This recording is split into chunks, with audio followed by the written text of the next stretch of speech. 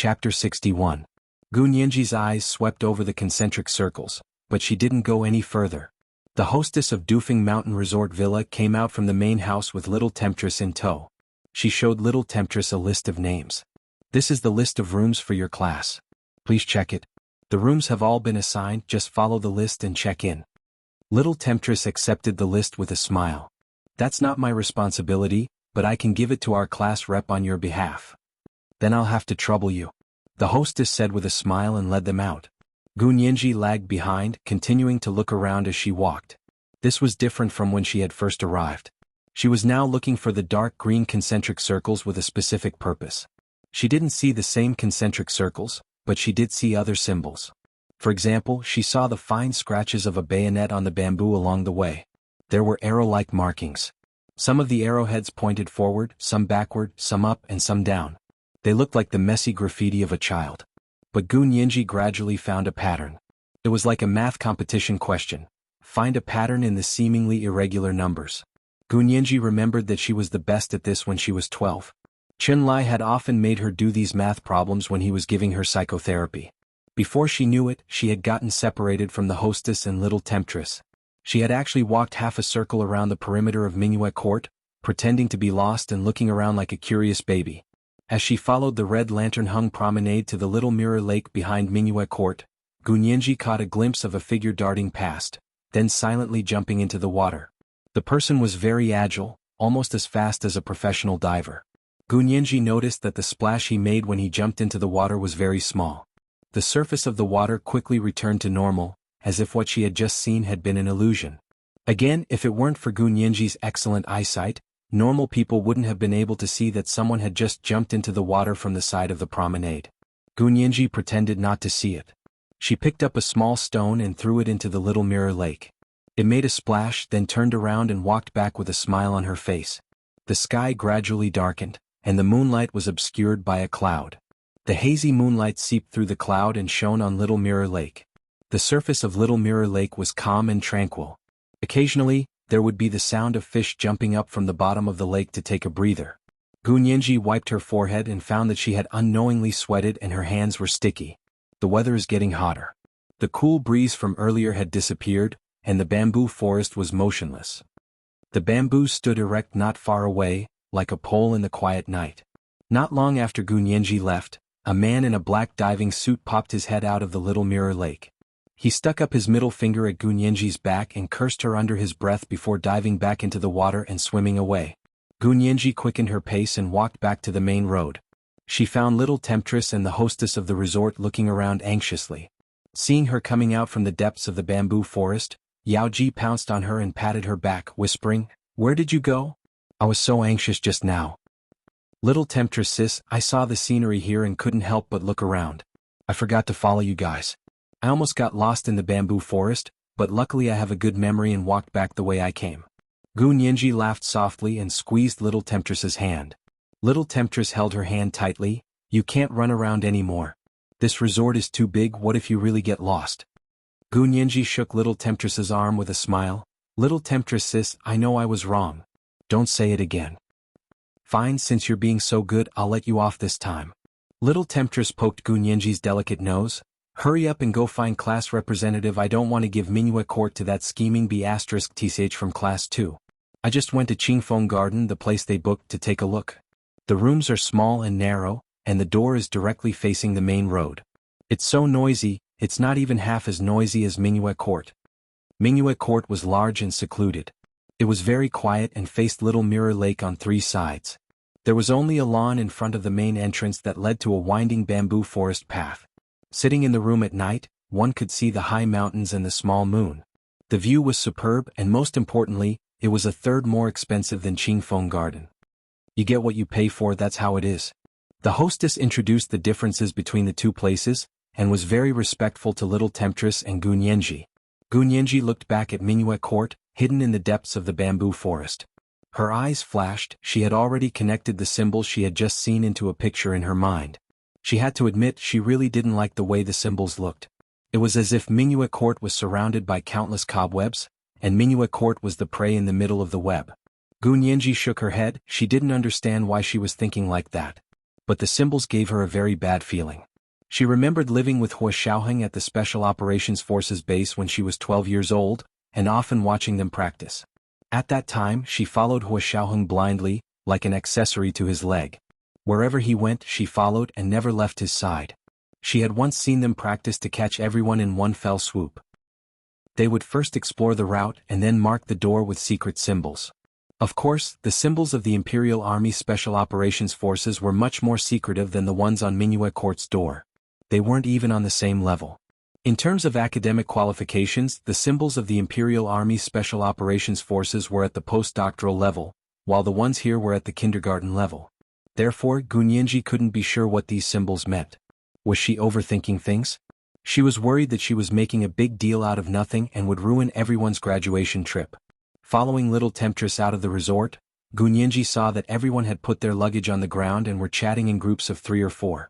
The class committee of the 2 classes were actually discussing the allocation of accommodation.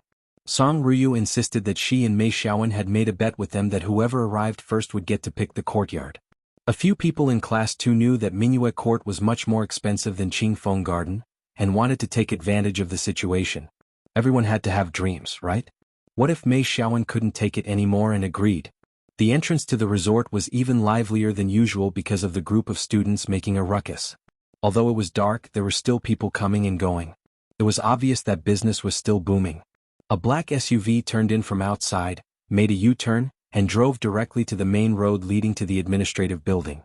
Gunyanji walked over and tugged at Mei Xiaowen's sleeve. She whispered, "Xiaowen, why don't we stay at Qingfeng Garden?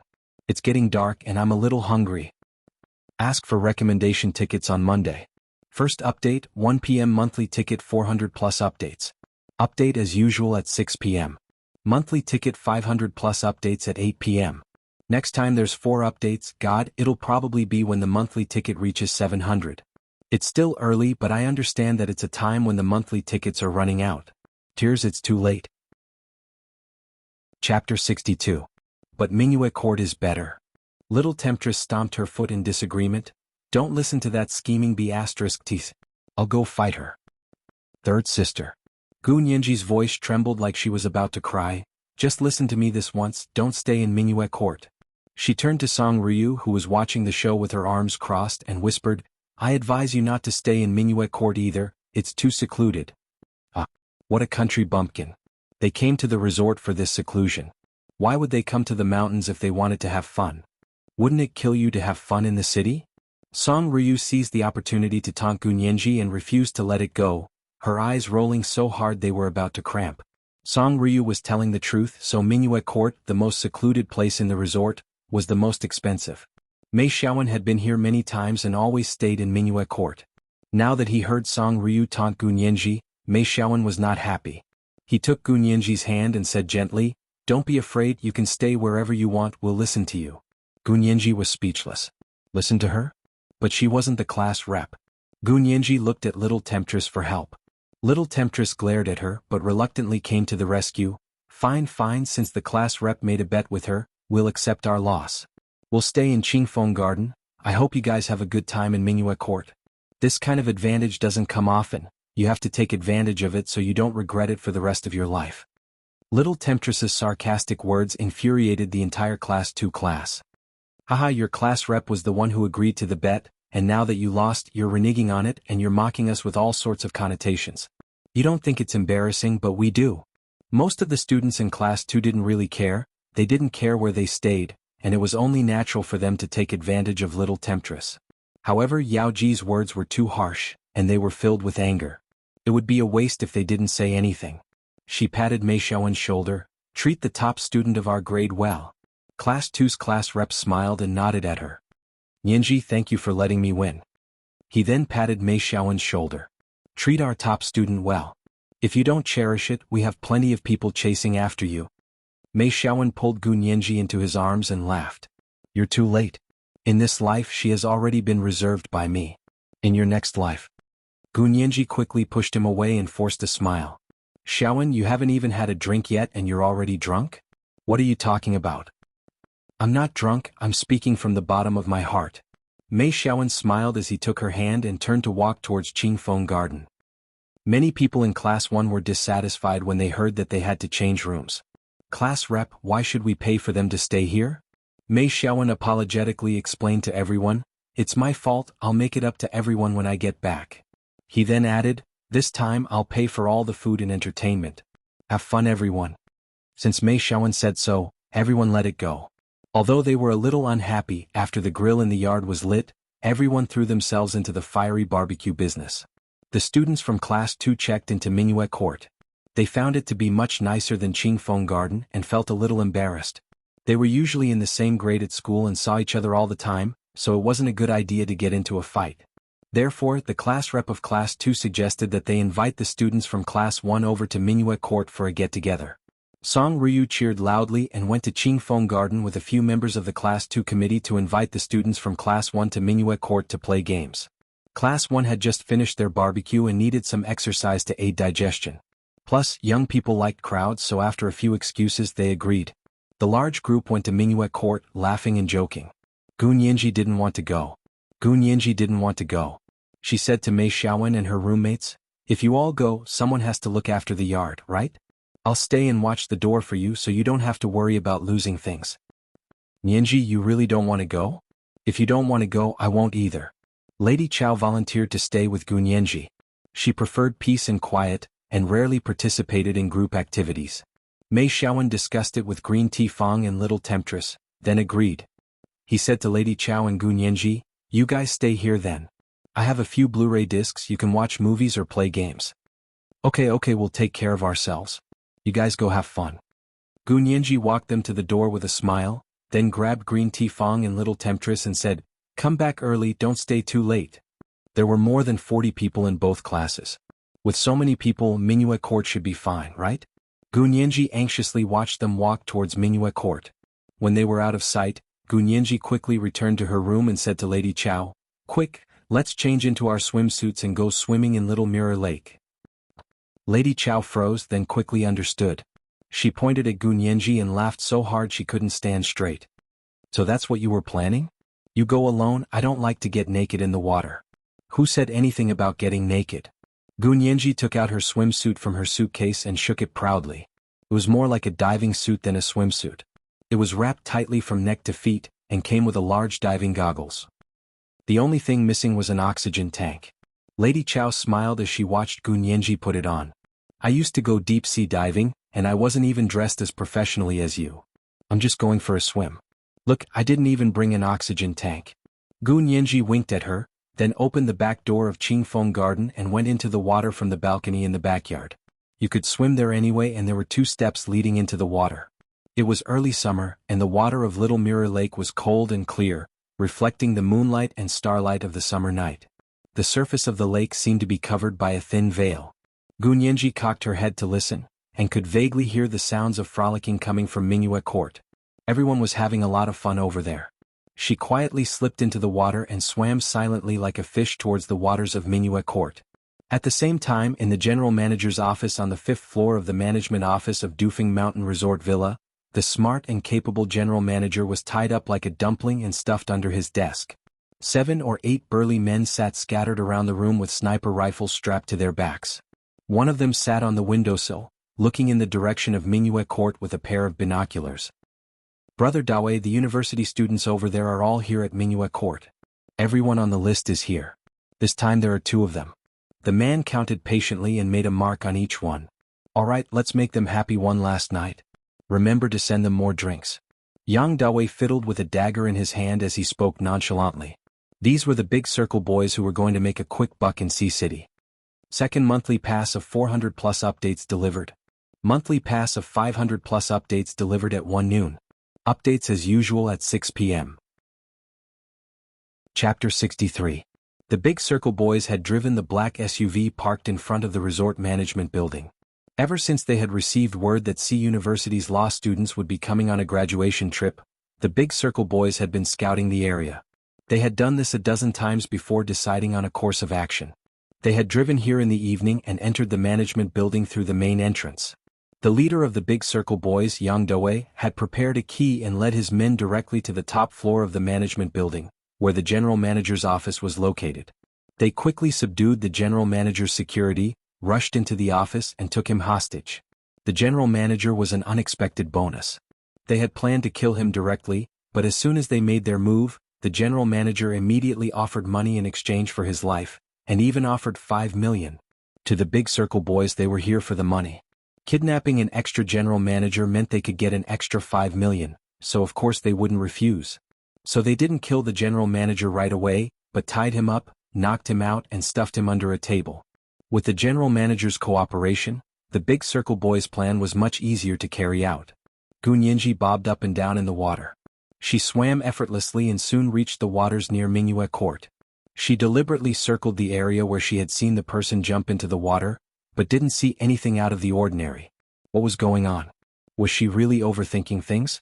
It seemed like she had been with the Special Operations Forces for too long that everyone looked like they were up to no good. Gu Nianji laughed inwardly at herself as she flipped over gracefully and began to swim backstroke. As soon as she flipped over, she saw a dark green glow on the back wall of Mingyue Court that faced Little Mirror Lake. Gu Nianji's eyes widened as she looked in the direction of the dark green glow. Sure enough, there were concentric circles there. Gu Nianji's heart sank at this discovery. She was about to swim closer to get a better look when she heard someone jump into the water from Mingyue Court. The students from Class 1 and Class 2 had begun to swim in the lake. She didn't want to be seen, so she quickly dove into the water and swam back to Qingfeng Garden. As she climbed up the balcony steps, a dark cloud floated over and blocked the bright moonlight. The resort villa was pitch black, so Gu Nianji took advantage of the darkness to sneak back to her room. "You're back? Is Little Mirror Lake fun?" Lady Chow had already showered and was sitting on the bed editing her graduation thesis on her laptop. When she heard Gu Nianji open the door, she looked up at her and clicked her tongue. "I really couldn't tell. Nianji, you're so young but your breasts are pretty big." When Gu Nianji had first arrived, she had been quite shy when her roommate said such things. Now that she had practiced it, she didn't take it to heart.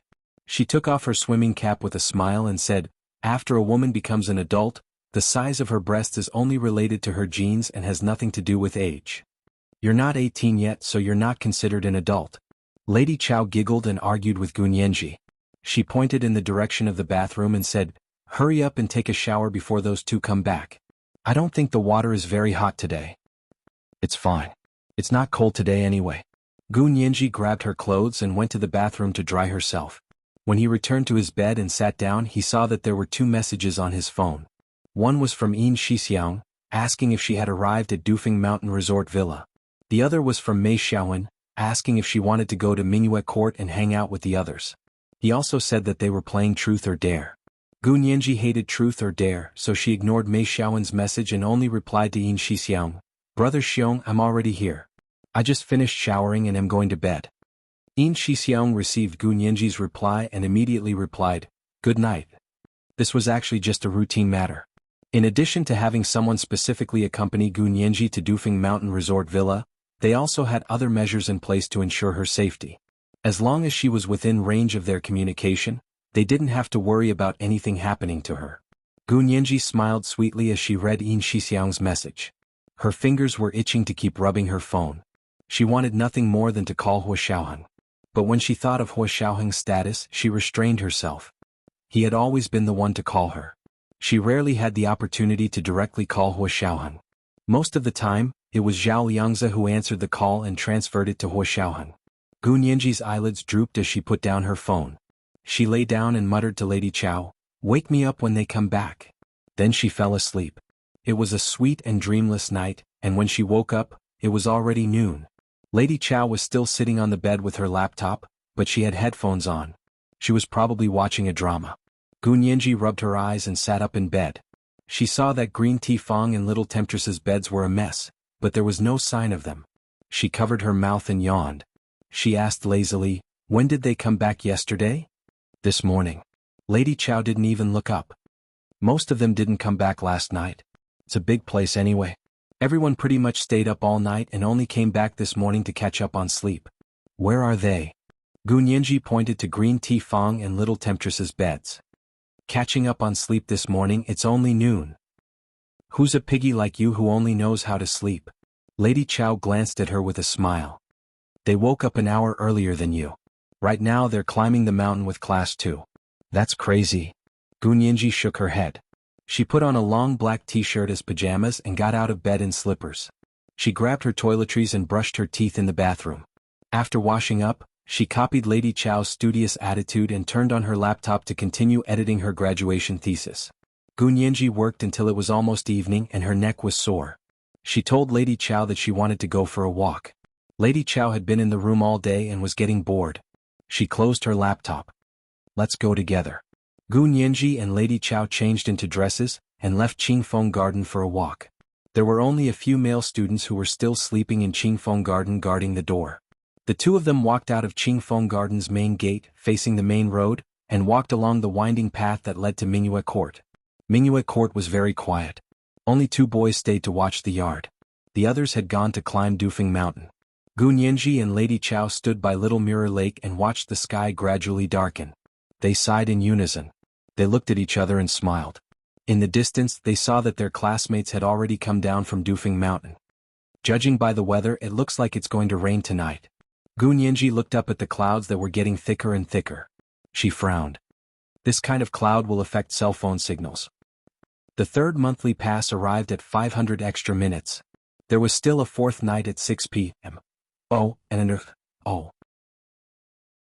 Chapter 64. It was getting dark. The leader of the Big Circle Boys, Yang Dawei, was sitting in the general manager's office on the 5th floor of the Dufeng Mountain Resort Villa's management office. He held a pistol in one hand and smiled at the general manager, who was kneeling in front of him. He was sweating profusely, his face pale. Don't be afraid, Mr. General Manager. But there's something we need your help with today. The general manager straightened his neck and said fearfully, just say the word. I'll definitely help. I'll definitely help. Good. First, have your staff give some free food to the university students living in Mingyue Court. Ha! The general manager was a little surprised. He hadn't expected these criminals to be so compassionate. However, Yang Dawei's next words immediately told the general manager that he was overthinking things. Yang Dawei looked at his men. Put the drug in the free food. This way they could minimize the risk of being discovered and avoid alerting the enemy. As long as the university students in Mingyue Court ate the free food and drink, they would be unconscious. When that happened, they could kidnap as many people as they wanted and extort as much money as they wanted. Moreover, they wouldn't have to take any risks. Kidnapping an unconscious person was always easier than kidnapping a conscious person. Second, order all your staff to attend the meeting room at 8 tonight. No one is missing. Deduct the salaries and bonuses of those who are late. The general manager thought that the criminals were going to kill them. He couldn't help but yell, "What the hell are you doing?" If so many people died in his resort villa this time, he would no longer be able to run his business. It would be faster to go bankrupt and run away. Don't worry, we won't kill anyone. Yang Dawei smiled broadly and used the butt of his gun to push the general manager's chin. As long as you're obedient, none of them will have to die. The general manager, who was in his 40s, had never had a gun pointed at him like this before. His legs were as soft as cooked noodles and he could barely remain kneeling. Yang Dawei stared at the general manager as he made 2 phone calls and arranged what he had just been told. Then he blew on the muzzle of his gun, stood up, turned the butt of the gun upside down, and smashed it into the back of the general manager's neck, knocking him out. Tie him up and gag him. Drag him to the storeroom and lock him up, Yang Dawei said to his men, pointing to the storeroom. After the general manager was dragged away, Yang Dawei gathered his subordinates and asked them one by one how the plan was going. Boss, we've been using binoculars to keep an eye on Mingyue Court. The targets are all over there. However, in order to avoid alerting the enemy, they did not go closer to investigate. Instead, they had been monitoring with binoculars, so for the time being, they did not know that the 2 classes had temporarily changed courtyards. They only knew that this time, there were 2 classes of university students. Boss, it seems like more than one class came. What about the other class? The other class lives in Qingfeng Garden. 2 classes?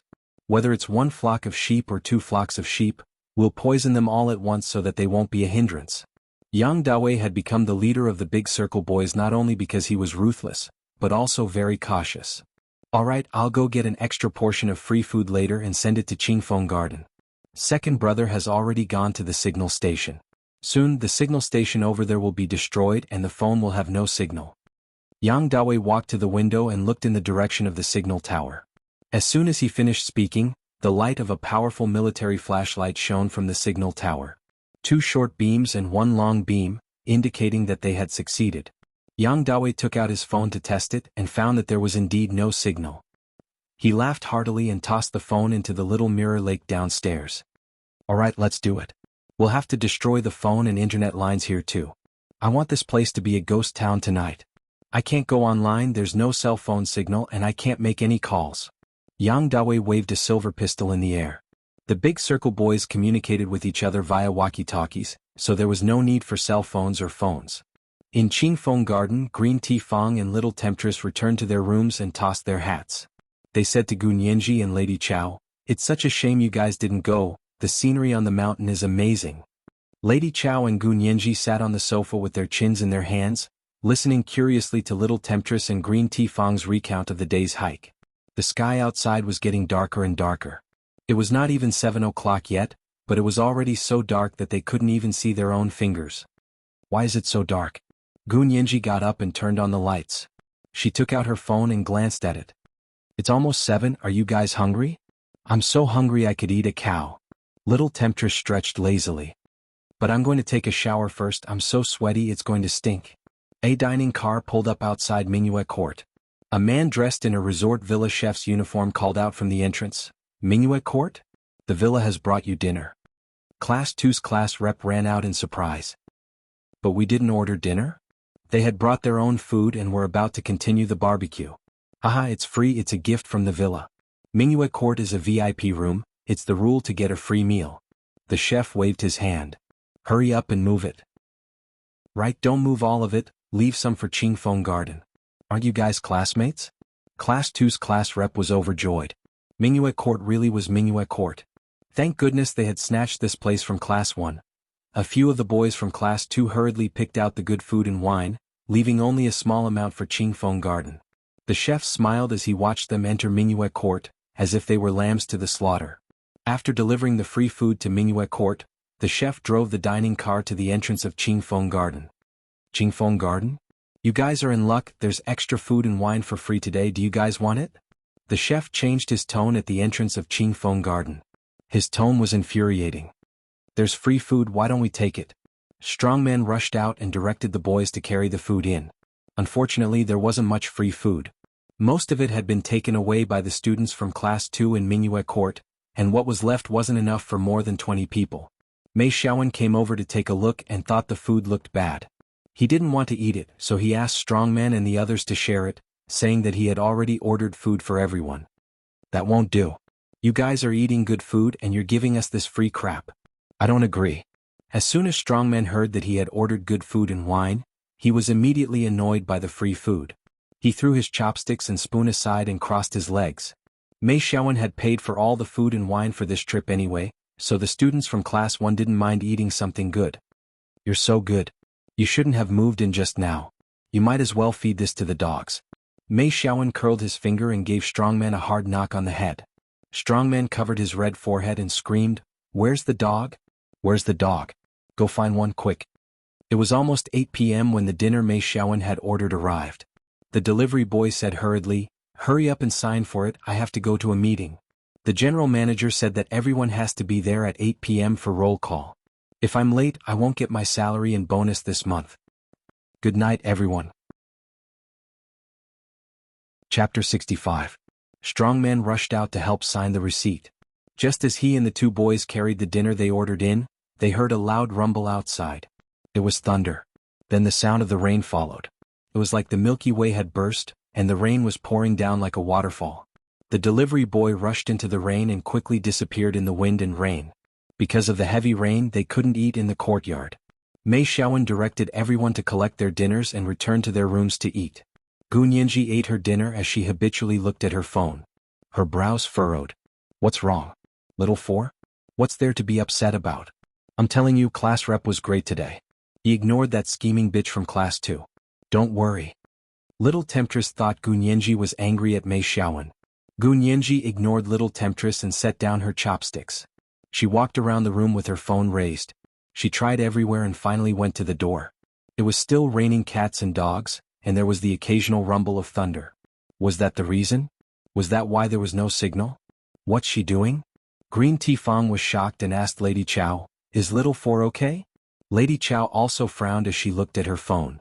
She said in bewilderment, "Little 4 is looking for a signal. What's going on? My phone has no signal either. Something's wrong with your phone?" Little Temptress took out her phone. "Look at my new Ver2 diamond phone. It looks like there's really no signal."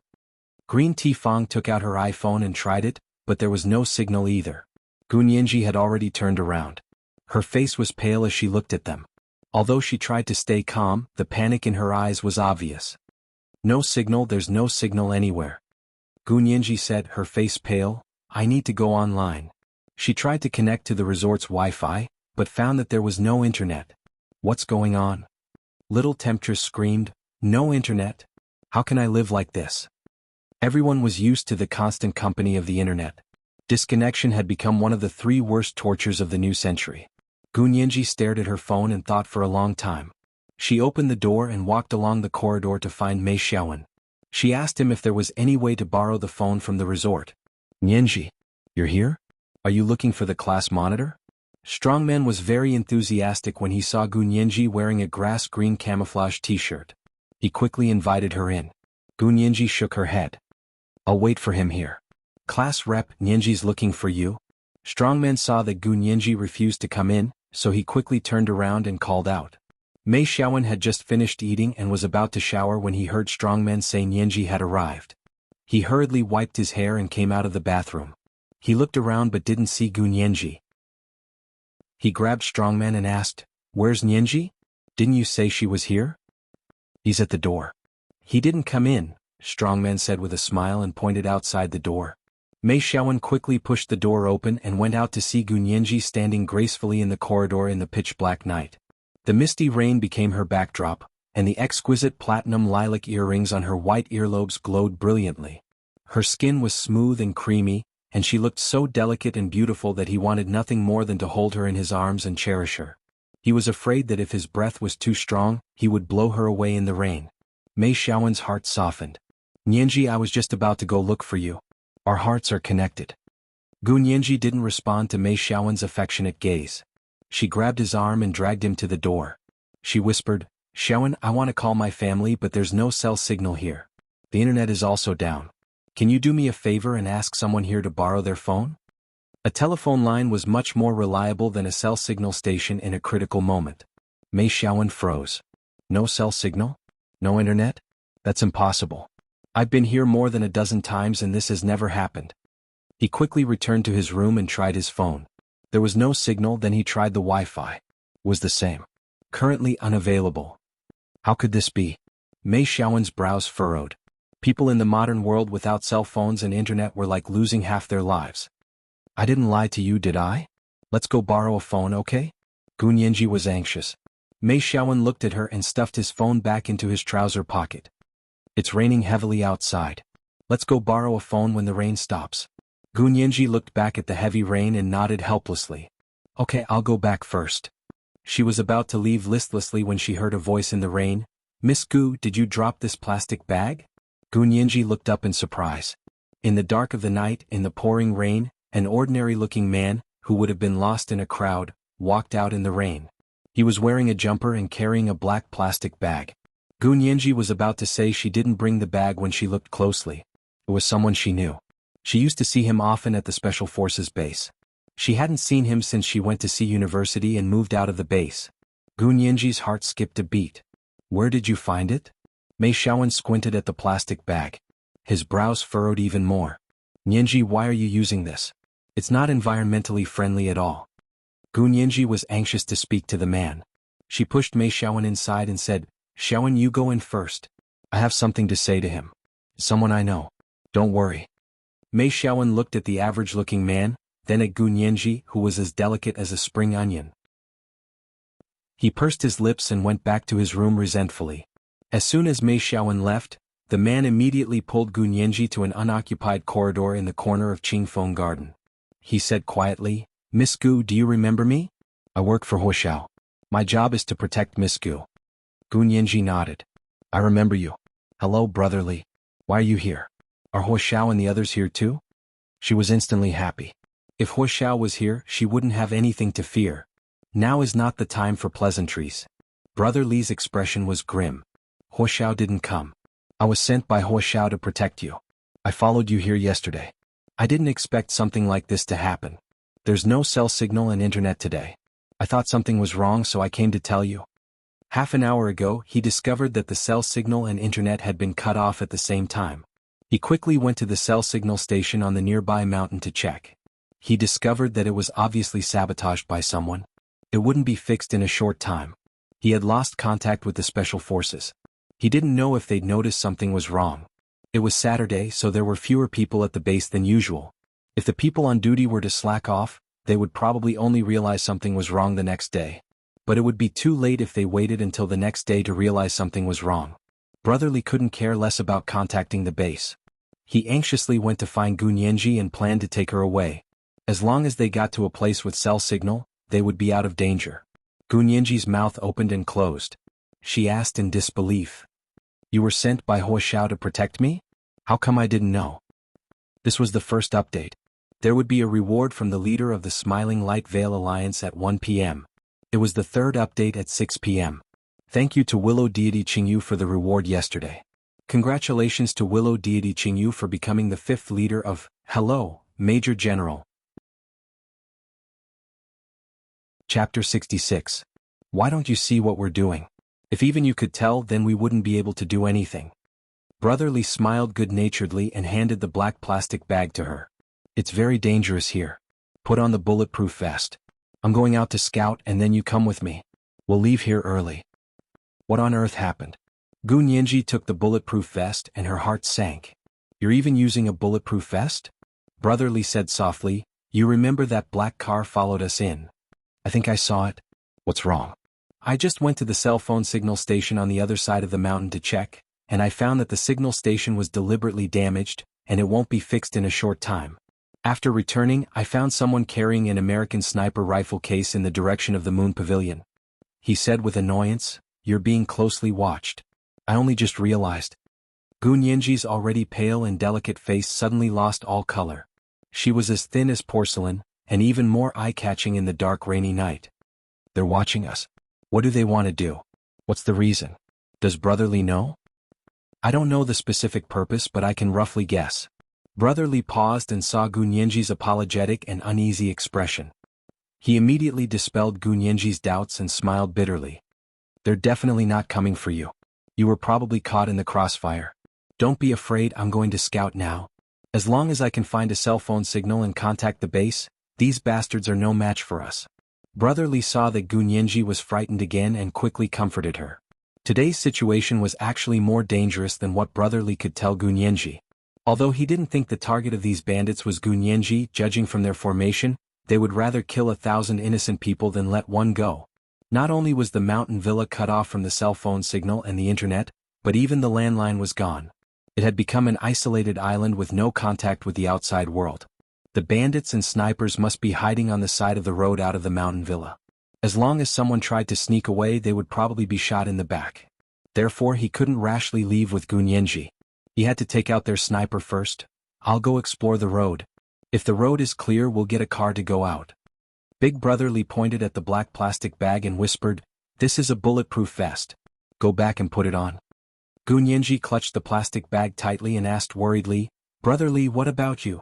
Are you wearing a bulletproof vest? If there was really a sniper here like Big Brotherly said, then the bulletproof vest was too important for Big Brotherly. Brotherly glanced at Gunyanji and hesitated for a moment before taking out a letter from his underwear pocket and handing it to Gunyanji. If I don't come back, please give this letter to Big Xiong. What letter? Gunyanji was confused. Can't you just put it in the mailbox and send it back? Nowadays people don't even use email anymore. They use social media to contact each other. There are even people who use paper to write letters. Brotherly smiled wryly and shook his head. Worried that Gunyanji didn't know the severity of the matter, he still told her, this is my suicide note. If I don't come back, please give it to Big Xiong. You will pass it to my family. If I come back, please give it back to me. Suicide note? The smile on Gunyanji's face froze. Her hand gripped the letter so tightly that it almost spasmed. Don't be afraid. This is a practice in the operations forces. Everyone writes a suicide note before a big operation and gives it to their superiors for safekeeping. This time I thought I was on vacation, so I had no choice but to trouble you. Brotherly looked at Gunyenji and smiled wryly again. Patting her shoulder, he said, "You must survive. Think of a way to survive. You must protect yourself before you see our people." Tears welled up in Gunyenji's eyes. She understood that Brotherly must have given Gunyenji his bulletproof vest. Gunyenji quickly stuffed the black plastic bag back into Brotherly's hand. "Brotherly, you wear this bulletproof vest. I don't need it. Be obedient. This is an order." Brotherly scowled and pushed the plastic bag back. "Did you forget how Huoxiao taught you?" But Gunyenji was only afraid of Huoxiaohan. She couldn't listen to anyone else. "Brotherly, it's because of Huoxiao that I have to return this bulletproof vest to you. Unless you have extra bulletproof vests." Gunyenji held back her tears and smiled. Once again she stuffed the black plastic bag back into Brotherly's hand. "Also, you're going to scout, so you'll definitely be targeted by those people. You'll have a higher chance of success if you wear a bulletproof vest. I'll be safer if I know you'll succeed." Brotherly wasn't a match for Gunyenji in an argument. He pursed his lips anxiously and wanted to say more, but Gunyenji already stopped him. "Don't say any more. Brotherly should hurry up if you want to scout. It's raining so hard it won't be easy to go out." Brotherly also knew that the situation was urgent and that he couldn't afford to waste any more time here.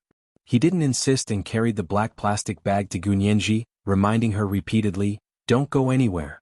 Stay in Qingfeng Garden and wait for me to come back. Just in case, jump into Little Mirror Lake. I know you're a good swimmer. Little Mirror Lake is so big it's the safest place." "Got it. Brotherly, you have to be careful too. I'll wait to return this letter to you personally." Gunyenji clutched the suicide note Brotherly had given her to her chest and watched him leave. Gunyenji watched Brotherly's figure disappear into the night before she turned and walked back to her room. She had just turned the corner when she saw Mei Xiaowen standing ramrod straight in front of Gunyenji's room with both hands in his trouser pockets. He was looking steadily in her direction and must have been waiting for her. Gunyenji had something on her mind. She thought for a moment and asked, "Xiaowen, is everyone here?" "Of the 24 there are 20 now. The other 4 are probably still in Mingyue Court," Mei Xiaowen said dryly, not allowing Gunyenji to change the subject. "Who was that guy? Do you know each other?" "He got the wrong person. That thing wasn't mine." Gunyenji didn't explain further. "I'm tired. I'm going to rest for a while." Mei Xiaowen lowered his head and lit a cigarette. He took a drag and said sullenly, "Nianji, what's wrong with you? Isn't it fun here? I specifically chose this place for you." He had carefully planned his graduation trip, but it seemed that Gunyenji hadn't given him the warm response and gratitude he had expected. Mei Xiaowen looked tired. Gunyenji turned to look at Mei Xiaowen and couldn't bear to see him like this. She leaned against the pillar in front of the door and thought for a moment. She whispered, "Xiaowen, this is a nice place, but something's not right this time." "What's not right? No phone signal?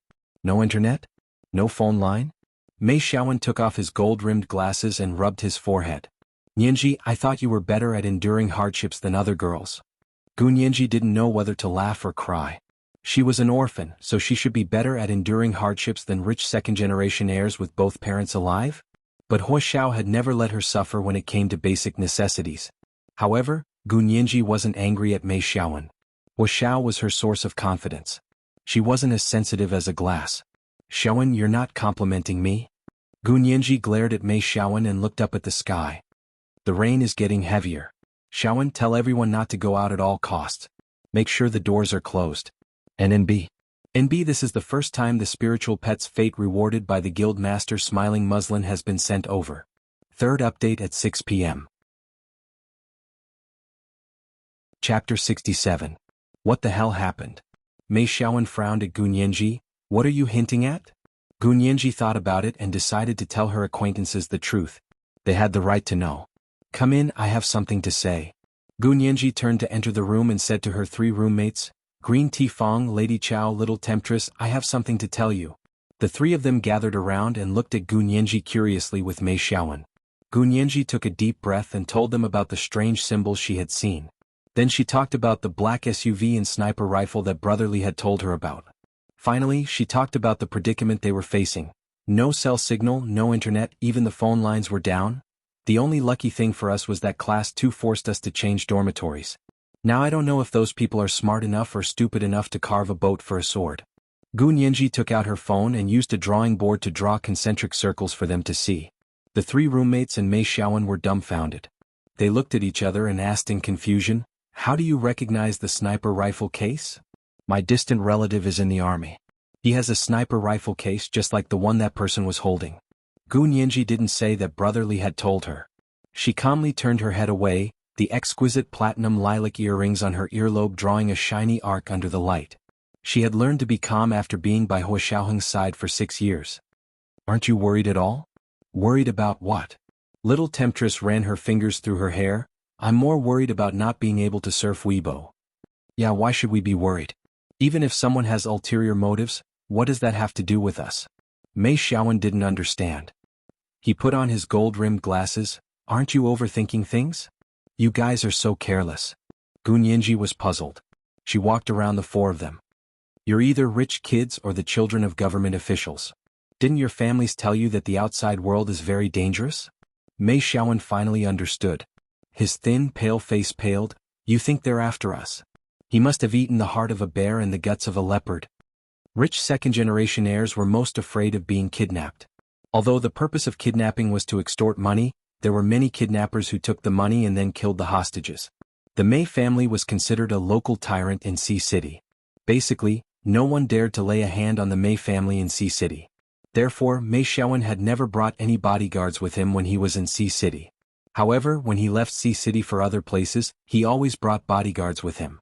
Gu Nianji and Brother Li were actually just using common sense to infer that if those people weren't here for Gu Nianji, then they could only be here for the rich second generations in their class. Gu Nianji was very confident in Hua Xiaoheng's abilities. He protected her very well and no one knew about her special identity. Therefore she didn't think that these people were after her. She was probably a bonus for these criminals. Little Four's words seemed to make a lot of sense. Lady Chow looked at Yao Ji. "Our class does have a lot of children from influential families. Other than Mei Xiaowen from the Mei family, there was also Wang Junya, the enchantress. The Wang clan of the empire's capital was no ordinary clan. Green Tifang's family was also worth tens of millions. Gu Nianji was the only one who might have come from a poor family background and was caught in the crossfire. Then what do? Are we just going to surrender?" Yao Ji was nervous. "Should we tell everyone? Discuss a strategy together?" Gu Nianji shook her head. "I don't agree with telling everyone. The more people there are, the easier it will be for the news to get out. It will draw the attention of those people." "That makes sense." Mei Xiaowen thought of his classmates in class 2. "But we can't be completely clueless, can we? Should we go talk to them?" Class 2 is really unlucky. Green Tifang elegantly picked up her cup of tea and blew on it. "But they were crying and screaming to switch rooms with us. Who can we blame? Now is not the time to say things like that." Gu Nianji tugged on Green Tifang's hand. "I'm worried that something bad will happen. I'll have strongmen go check it out." Mei Xiaowen nodded. "Tell them to be careful. As long as they don't split up and close the door, it won't be that easy to get into trouble with more than 20 people." Mei Xiaowen left Gu Nianji's room and returned to his room with strongmen. Shortly after, strongmen rushed out in a disposable raincoat. At 8 o'clock sharp, there was plenty of food and drinks in the large conference room of the resort's management building. All of the resort staff were present, and a man who looked like the manager was taking roll. 5 minutes later, he came to the general manager's office and knocked. "Mr. Fu, everyone's here." There was a response from inside. "You guys eat first, I have something to say after you're done." The voice was muffled and told the manager to go back. The manager returned to the large conference room and said with a smile, "Mr. Fu told everyone to eat first, he has something to announce after eating." So it was just a staff dinner. Everyone breathed a sigh of relief and began to eat and drink happily. Strongman walked through the rain to Minuet Court. He reached out and gave the door a gentle push. It was very quiet inside except for the sound of the rain. The strongman suddenly felt a chill. He walked up the corridor to the room where the class rep of Class 2 lived. The lights were on in the room but there was no sound of people talking. It was a completely different world from the hustle and bustle in Qingfeng Garden. "Class Rep Chong?" Strongman knocked on the door but no one answered. He pushed the door open, and was greeted by a scene that almost made him scream. There were 6 or 7 people in the room, all sprawled on the ground, unconscious. Strongman almost stuffed his hands into his mouth. He was so terrified that he tiptoed over to the class rep of Class 2, who was the closest to him. When he got closer he could see that their chests were rising and falling, and that they were still breathing. He breathed a sigh of relief. If all these people were dead, Strongman thought he would go crazy. He mustered up his courage and looked from room to room and found that everyone in Class 2 was unconscious. There was unfinished food in every room, and it was obvious that it was the free food and drinks that had been given to him earlier. There was free food at his place too. It was a good thing he hadn't eaten it. Strongman rushed out of Minuet Court with a look of lingering fear on his face. On his way back to Qingfeng Garden, he ran into a kitten sheltering from the rain in the bamboo forest. Strongman's heart softened, and he brought the kitten back to Qingfeng Garden. Class rep, something's wrong. Strongman put the kitten down, and told Mei Xiaowen about what he had seen in Minuet Court. I'm guessing it's the free food. There's no such thing as a free lunch. Mei Xiaowen's face darkened, and he slammed his fist on the table. When he turned around, he heard a meow and looked at Strongman. Where did this cat come from? I picked it up on the way back. It's hiding in the bamboo forest because it's raining so hard. Give it these food. Mei Xiaowen pointed at the free food that the chef had given them. Third update, please send monthly and recommendation votes. Good night, dearest. Oh, __. Oh. Chapter 68. The kitten had probably been hungry the whole night, so it immediately dug in when it saw the food. Mei Xiaowen even unscrewed a bottle of mineral water for it to drink. Less than 5 minutes later, the kitten suddenly leaped forward, fell limply to the ground and fainted, motionless. *T. It's all because of the free food. But why would the people at the resort do this? Strongman yelled. The people from Class 2 passed out at Minuet Court just like that. Thank goodness they didn't eat the free food. Mei Xiaowen's back broke out in a cold sweat. The wind and rain outside were getting stronger, and the entire Dufeng Mountain was swaying in the wind and rain. 50 miles away, in a small, secret computer room at the Special Operations Forces base in Sea City, a huge computer received an electronic signal from somewhere every 5 minutes. This signal was transmitted by cell phone signal stations all over the country. As long as the phone was working, the signal could be continuously transmitted back to the secret computer room at the Special Operations Forces base.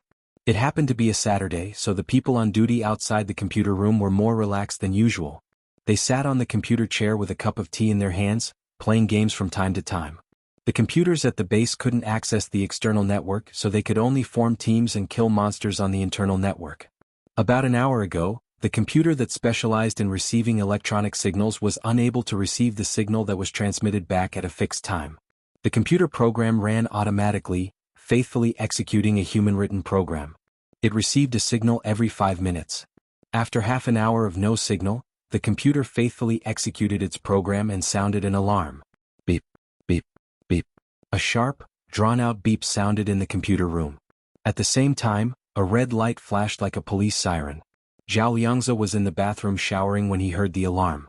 He didn't even have time to wipe the soap off his body. He wrapped a large towel around his lower body and rushed out of the bathroom. He quickly turned on the computer and checked the program he had written for Gun Yanji. The look in his eyes changed. He hadn't received a signal for half an hour. What on earth had happened? Gun Yanji had a transmission device they had specially prepared for her. It used the ubiquitous cell phone signal stations throughout the empire to transmit an electronic signal. If there was no signal for more than half an hour, the program would automatically determine that something had happened. Zhao Liangzi immediately called Yin Shixiang. Big Xiong. Big Xiong. What's going on? What happened to Nianji? Where's Little Li? Hadn't he gone to Dufeng Mountain with Nianji? Why did Nianji and Little Li's signals disappear? Little Li was a member of their base. Usually, when they went out on missions, they also carried such a signal transmitter with them. This made it easy for the Special Operations Forces to determine their location and for them to communicate with the base at all times. Once they lost contact, most of the time, it meant that something had happened. Yin Shixiang had just finished dinner and was lying on the sofa to digest his food. He shivered when he picked up Zhao Liangzi's call. What's going on? Did something happen to Nianji and Little Li? Nianji even sent me a good night message yesterday. Last night? I mean just now. Their signal has been gone for half an hour, Zhao Liangzi said anxiously. I'll go check the cell phone signal station. Yin Shixiang also got up with a grunt. I'm going to the office to call the Dufeng Mountain Resort Center. Zhao Liangzi opened his high-clearance account and entered the Sea City government's infrastructure network. From this network, he could check the status of the cell phone signal stations within 500 miles of Sea City. Zhao Liangzi immediately checked the cell phone signal stations near Dufeng Mountain. He immediately saw that the only cell phone signal station near Dufeng Mountain had a big red X symbol on it. This meant that the cell phone signal station there had malfunctioned and was no longer operational. Zhao Liangzi breathed a small sigh of relief. He put on his headset and called Yin Shixiang again. The cell phone signal station near Dufeng Mountain is malfunctioning. I saw the weather forecast, it's raging there. That's probably the reason. Yin Shixiang responded from the office. He kept dialing, his eyes growing more and more nervous. Little Zay, can you check the status of the Dufeng Mountain Resort Center? I just found out that their landline is also not working. Zhao Liangzi froze. The cell phone signal station could have been damaged due to the weather. However, the landline phone could not be reached either. Something was not right. Zhao Liangzi opened the instant messaging program he had written himself and sent 2 messages to Gu Nianji and Little Li. The difference between this program and the common instant messaging programs on the market was that Zhao Liangzi's program could provide feedback on the other party's network status, similar to a pin function. It could check whether the other party's network was working. The results shocked Zhao Liangzi even more. The network at the Dufeng Mountain Resort Center was down. There was no cell phone signal, no landline, and now even the network was down. What kind of natural disaster could cause such devastating consequences? Zhao Liangzi frowned and said to Yin Shixiang, I think you should call the local police station. There's a major problem at the Dufeng Mountain Resort Villa. What kind of problem? Yin Shixiang's hands were also shaking as he looked up the number of the police station near Dufeng Mountain. Either there's a major natural disaster there, or there's a terrible man-made disaster. Either way, we don't want to see it happen. Zhao Liangzi's voice was calm as he spoke. His fingers flew across the keyboard, typing out a series of commands in an attempt to establish a connection with the Dufeng Mountain Resort Villa. However, each failure made him realize that the damage was physical, not a simple programming problem. On a rainy night, the police station near Dufeng Mountain received an inquiry from the parent of AC University Law School student. What happened to your Dufeng Mountain Resort Center? Why can't I get through to them? Is the cell phone signal station down?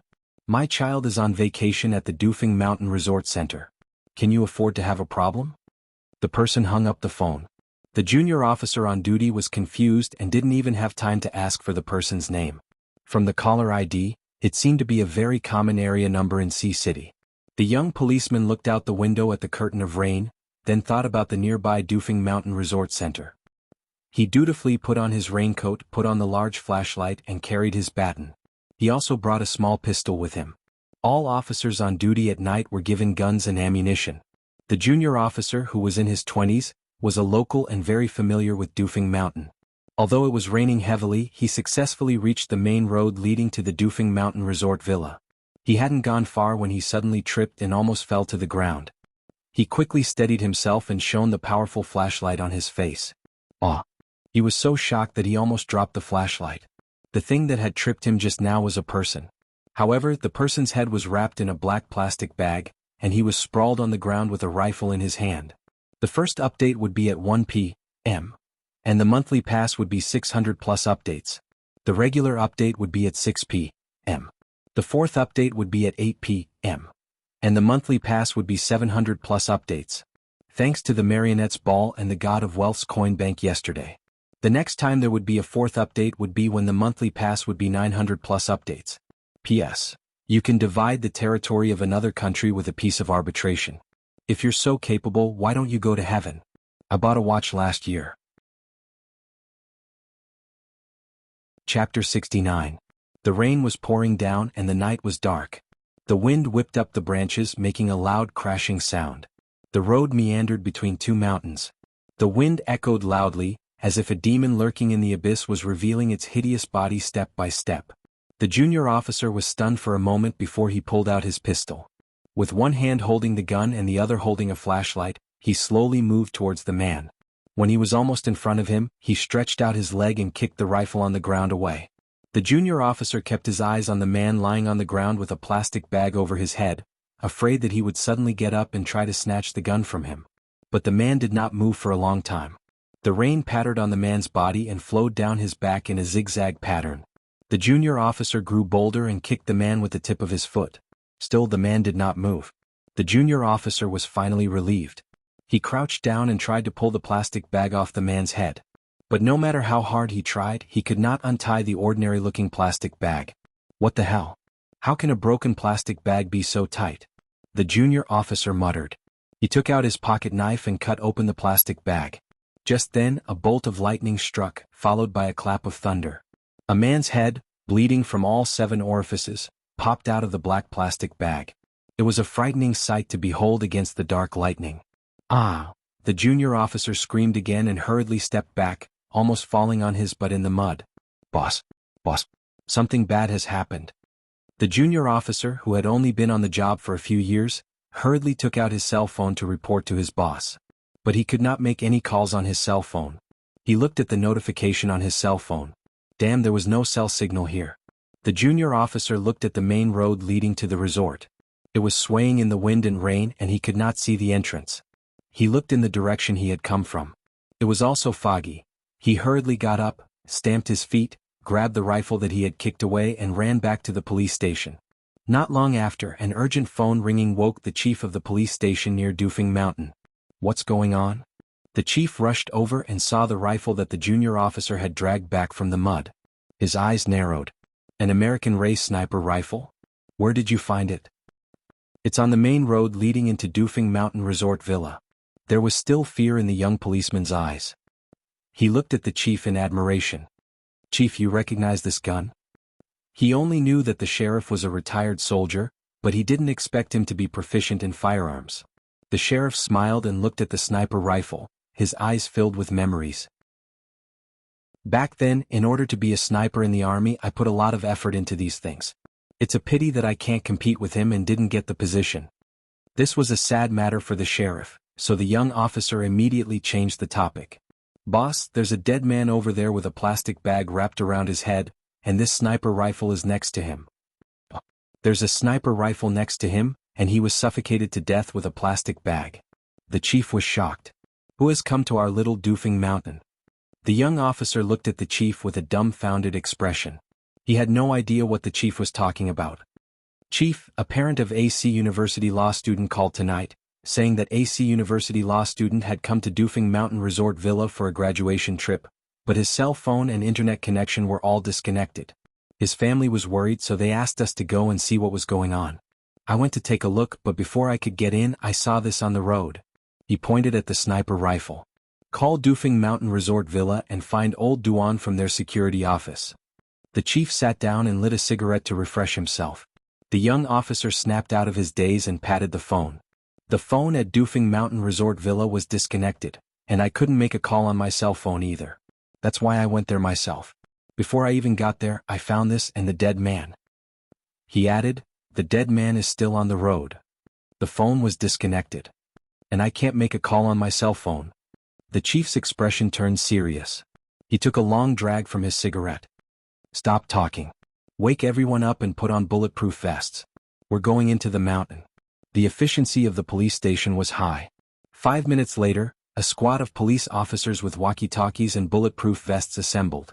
They put on their raincoats and headed for the mountain road leading to the Dufing Mountain Resort Villa. This time, there were many of them, and they soon arrived at the spot where the young officer had found the sniper rifle and the dead man. The dead man was still lying on the ground, the plastic bag dangling from his neck. It had not been untied. The chief shone his flashlight on the body, then called 2 men over. Take him back and check his ID. The rest of you follow me. He took 7 or 8 policemen with him and ran quickly in the rain. Just as they were about to reach the main gate of the Dufing Mountain Resort Villa, something happened. Whoosh! A bullet spun out of the bushes near the villa and struck the young officer leading the way in the chest. The young officer screamed and fell backward. Get down. Get down. The chief waved his hand and ordered everyone to get down. He crawled over to the young officer who had been shot and whispered, Is Demao all right? They were all wearing bulletproof vests. Being shot in bulletproof vests would only hurt a little, but their lives would not be in danger. The young officer whimpered, That hurts so much. Your father's at home all right? You're the only one left to curse him. The chief smacked the young officer on the back, then slowly got up from the ground. He looked around and said, Keep moving. The young officer who had been shot in the chest pushed himself up from the ground. Just then, another bullet flew out from behind a tree. This time it hit Demao's helmet. His helmet wasn't bulletproof. This time he fell on his back again without making a sound. Chief. Demao was shot again. Another policeman standing next to the young policeman hurriedly shouted and reached out to support the young policeman's body that had fallen into the mud. The sheriff immediately fired several shots at the place where the second gunshot had come from, shouting, "Kill them all! It's in that direction." On the battlefield, a real sniper's habit was to move from place to place after each shot. Otherwise, if the opponent discovered the trajectory of the bullet, the opponent would immediately bombard the ground with artillery, blowing up everything within a 10-meter radius of the sniper. That was why snipers had another name on the battlefield, cannon fodder, but in the mountains and forests of the Empire, the chief found that this sniper was not a professional at all. The 2 shots he had fired had come from the same direction. So the police unceremoniously pulled out their guns and returned fire. Although the police's guns were not as high-end as the sniper rifles, there were many of them. The intense gunfire mixed with the sound of the rain quickly suppressed the sniper hiding in the woods. Not long after, they heard a low cry, and the branches behind the trees swayed a few times. They fired again, but there was no more movement. It was the middle of the night and it was raining heavily. Visibility was too low. And in the blink of an eye, a police officer from the Dufeng Mountain Police Station had died in the line of duty. Coupled with the unidentified man who had died earlier and the sniper who had escaped, the whole incident had become a major case. Bring Damao back. Immediately ask for backup from the higher-ups and the garrison. Tell them we've got a big case here. The chief said through gritted teeth, wiping the rain off his face. It was hard to tell if it was rain, his sweat, or tears. The second night, the monthly ticket of 600 plus updates. The third night at 6 o'clock, the fourth night at 8 o'clock. The monthly ticket was 700 plus updates.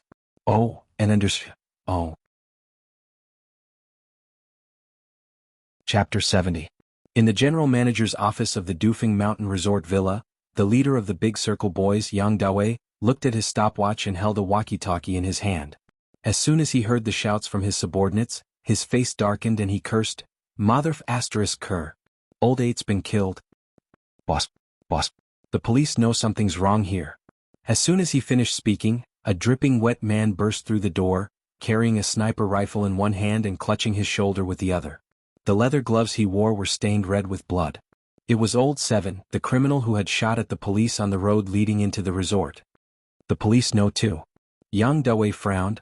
"Inform our men to arrest those 3 university students. We're leaving." They had wanted to deal with the situation calmly, but the police had arrived so quickly. If they didn't run, they'd be dead meat. "I'll go right now." Old 3, who had been guarding the general manager's office with Yang Dawei, immediately grabbed his gun and rushed out with his men. As he passed the large conference room, he peeked inside. All the staff in the resort villa had been drugged and were sleeping soundly on the floor of the conference room. The door to the large conference room had been locked from the outside, along with a metal bar. Even if someone woke up, they wouldn't have to worry about them. In Qingfeng Garden, Gu Nianji waited for almost half an hour, but Brother Li still hadn't returned. She was growing more and more anxious by the minute. Mei Xiaowen stood at the window with his arms crossed, looking out at the heavy rain. His eyes behind his gold-rimmed glasses were dull and lifeless. Strongman was wearing a raincoat and hiding behind the door of Qingfeng Garden to see what was going on outside. Through the crack in the door, he saw 2 men with guns hurrying past the main road. His legs went weak with fear. He waited until the 2 men were far away before running back, panting. He whispered to Mei Xiaowen, "Class rep, 2 men are heading to Mingyue Court. I saw them with guns." "Oh no, are they going to make a move? What should we do? Are we just going to sit here and wait for death?" Little Temptress clutched her head and shook her head frantically. No. I haven't lived long enough. I can't just kick the bucket like this. Of course we can't sit here and wait for death." Gu Nianji, who was also standing in front of the window, turned around. Her eyes were dark as she looked at everyone's faces in the room. Her eyes were large to begin with, and her pupils were especially dark. At this moment, they were like dots of paint, and under the light, they were shockingly bright as if there were 2 flames burning in her eyes. Gu Nianji's expression encouraged everyone. "What do you want to do?" Mei Xiaowen looked over, his gaze firmly attracted to her. It was this kind of expression, this kind of appearance, that would always inadvertently enter his heart. Gu Nianji put on the makeshift raincoat that had been prepared in the villa room and looked at the shining palace lanterns overhead. She smiled and said, "I'm going to pull the switch." It was best to fish in troubled waters when it was pitch black. In this way, the opponent would not have much of an advantage, and it would also attract the attention of the other people living in the villa. Gunyanji didn't believe that the criminals would have the guts to kill everyone in the resort. If they had the guts, they wouldn't have secretly drugged the students of Mingyue Court. Everyone in the room was smart and immediately understood what she meant. Mei Xiaowen immediately said, "I'll go, I know where the switch is. You come with me, I'm very familiar with pulling the switch." Gunyanji winked at Mei Xiaowen. Her palms were sweaty and she was actually a little excited. She knew where the switch was, but she didn't necessarily know how to pull it. Moreover, the circuit system was much more complicated than before, and the level of protection was also much higher. People without training might not be able to pull the switch in a place as large as Dufeng Mountain Resort Villa in one go. Gunyanji had lived in the Special Operations Forces base for 2 years, and had watched the group of people train. She had also been itching to try it a few times. Pulling the switch and causing damage was something that the Special Operations Forces people had deliberately teased her and taught her to do, Mei Xiaowen said. He also put on a raincoat and rushed into the thick curtain of rain with Gunyanji. Mei Xiaowen had been to the resort many times, once with the head of the Mei family, and was a VIP of the villa's general manager, President Fu. President Fu had personally taken them on a tour of the resort, and Mei Xiaowen remembered that they had walked past a place that President Fu had introduced to them as the electrical room. The electrical room was the main switch for the entire resort, so they hadn't gone in. Although it had been a year or two, Mei Xiaowen still remembered it like it was yesterday. He followed the direction of his memory and brought Gunyanji to the electrical room. It was difficult to walk on a rainy night. The two of them held hands as they walked up the steps of the electrical room. The door was tightly shut and light seeped through the crack. Mei Xiaowen peered through the crack and was shocked. There's no one inside. Normally, there would be people on duty in the electrical room 24 hours a day. Gunyanji's eyes flashed and she pushed Mei Xiaowen away. "Let me do it." She held a small, inconspicuous pendant on the key chain in her hand. She covered the keyhole as she inserted the pendant into the lock. This pendant of hers was actually a lock picker. Yin Shixiang had given it to her as a birthday present 1 year. She felt the keyhole in her hand and gently turned it a few times. The lock clicked open. Mei Xiaowen was stunned. "How did you open it?" "That's my secret." Gunyanji winked at Mei Xiaowen. Her pretty face was like a rare epiphyllum blooming in the rainy night. She was so alluring that he didn't even dare to blink. He was afraid that such beauty would disappear in a flash and he would never see it again. Mei Xiaowen's head was dizzy and he couldn't think. He could only stare at Gunyanji's face and listen to her melodious voice. He stood outside the door in a daze to keep watch for her. At that moment he did whatever Gunyanji said. He couldn't control himself. Gunyanji also thought it was strange that Mei Xiaowen was so obedient, but she didn't have time to think about it. She quickly walked inside. There were many switches and switchboards in the electrical room as well as all kinds of switches. Indeed, if Mei Xiaowen had come alone, he wouldn't have been able to find the main switch. If he pulled it randomly, it would only alert the criminals. Gunyanji's eyes wandered around the electrical room, and soon locked onto a medium-sized glass frame on the north wall. Judging from the wiring, it should be the main switch. Gunyanji quickly walked over to take a closer look. The glass frame was locked with a large lock. She observed it carefully and didn't dare to use the lockpick again. The lock seemed to be connected to a wire. This kind of lock couldn't be opened with a lockpick. But the glass frame covering the main switch dashboard didn't have any circuit connections. Gunyanji looked at it for a while and walked around the electrical room. Finally, she made up her mind and picked up a hammer from the toolbox in the electrical room. She smashed it down hard on the middle of the glass frame. Crash! The glass frame shattered, revealing the main switch dashboard inside. No matter what it wasn't easy to build, but it was easy to destroy. Gunyanji took out the insulating pen she found in the toolbox and poked at the dashboard. Soon, sparks flew from the dashboard. There were a few crackling sounds. The lights in the electrical room flickered a few times and went out. The extinguishing of the lights in the entire resort was like a ripple effect, spreading out with the electrical room as the center. Third update delivered. Asking for monthly and recommendation votes. Fourth update at 8 o'clock. Monthly 700 plus updates. Oh, intersection. Oh. Chapter 71. F***CK. What the hell? Does the resort not want to do business? No cell signal or internet is one thing, but now even the electricity is out. The phones aren't working either, they're trying to kill us. The tourists in the other courtyards finally realized something was wrong. They pointed at the resort's management and cursed. It was raining heavily outside, so no one wanted to come out. They all stayed in their rooms, planning to confront the resort's management as soon as the rain stopped.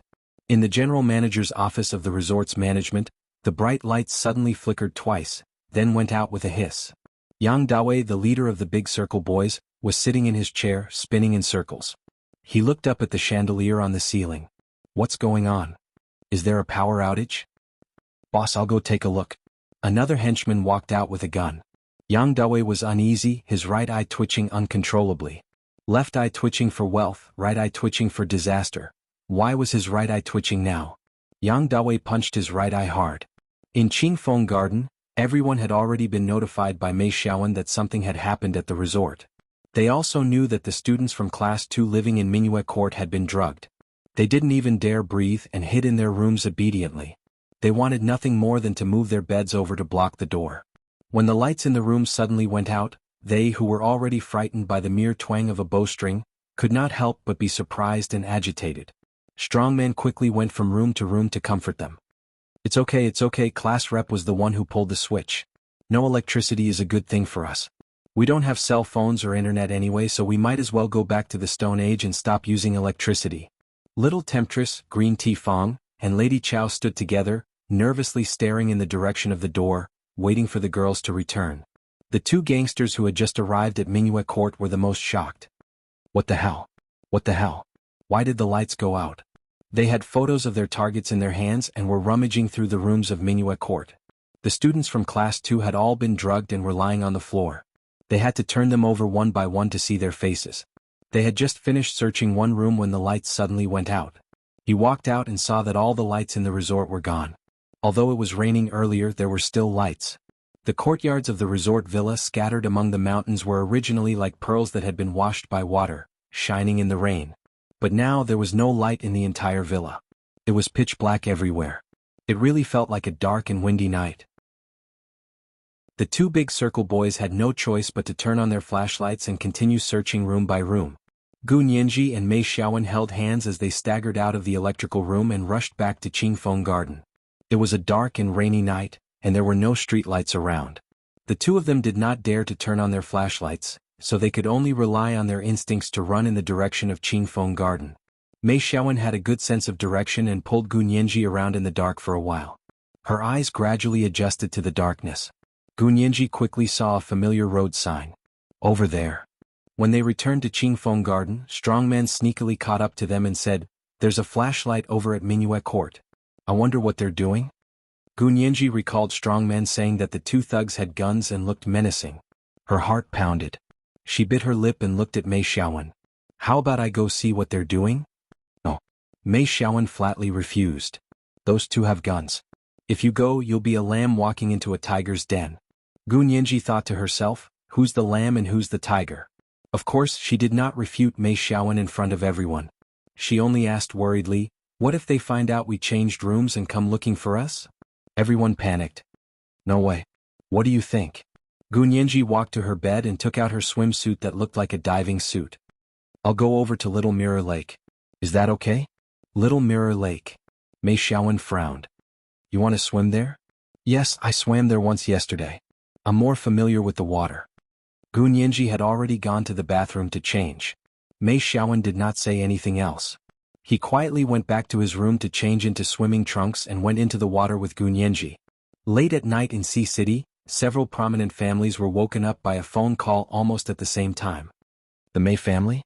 Your son is in danger at Dufeng Mountain Resort Villa. Hurry up and think of a way to save him." "The Chow family? Your daughter is in trouble at Dufeng Mountain Resort Villa. Hurry up and think of a way to save her or it'll be too late."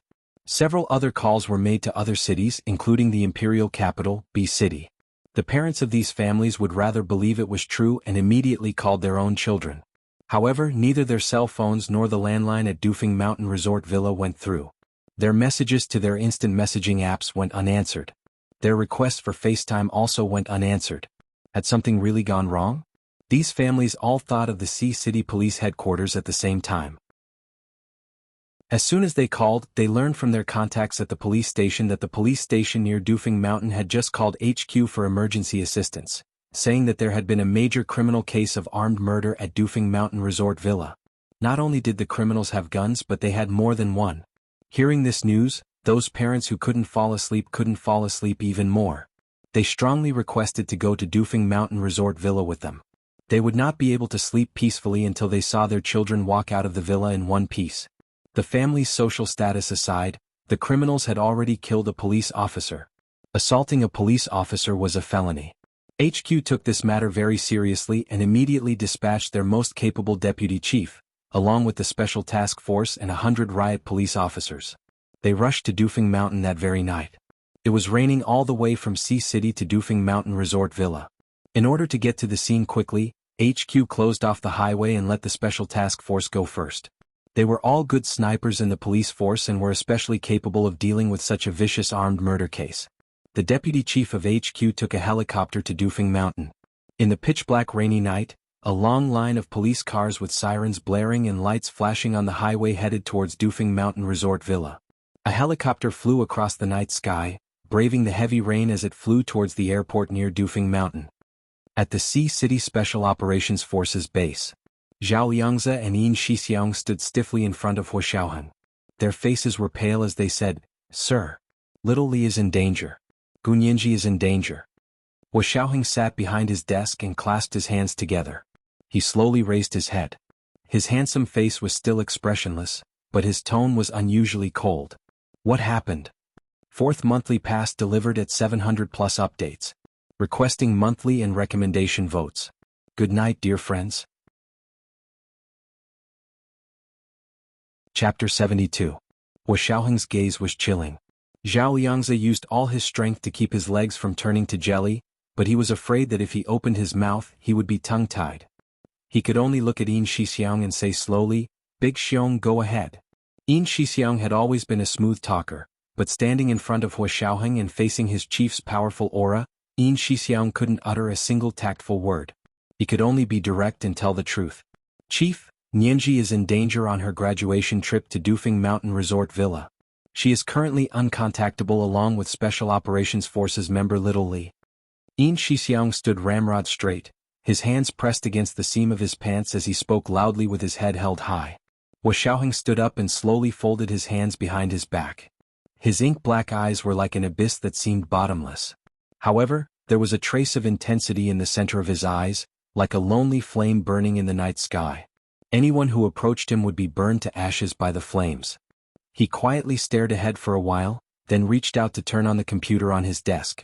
His fingers tapped on the keyboard and his voice was low. "Activate satellite tracking." Zhao Liangzi's eyes lit up. His mood, which had been stifled for half an hour, suddenly felt better. He screamed, "How could I forget that? Chief, please authorize Lieutenant Colonel Zhao Liangzi to activate Special Satellite 2. Hu Xiaoheng nodded without looking at him. He had already turned on Special Satellite 2's tracking system on the computer. Zhao Liangzi turned and ran out of Hu Xiaoheng's office. He rushed into the innermost room in the computer room and sat in front of the large central control computer. He blew on his hands and quickly entered a series of passwords. He then verified his fingerprint and pupils, and finally generated a random temporary password. In Hu Xiaoheng's office, Yin Shixiang didn't dare move. He stood stiffly in front of Hu Xiaoheng's desk. Beads of sweat gradually seeped out of his forehead and rolled down his hairline to his collar, merging with the sweat on his back. Hu Xiaoheng bent over and skillfully operated his computer to activate a secret program. 5 minutes later, above the blue planet at an altitude of 30,000 kilometers, a satellite named Special Satellite 2 completed its orbit change and aimed at the location indicated by the program. In Qingfeng Garden at the Dufeng Mountain Resort Center, the exquisite platinum lilac earrings on Gunyinji's earlobes suddenly flashed with a faint white light. In the pitch-black room, the light looked like a firefly flying by. "Found it!" Zhao Liangzi cheered from the computer room.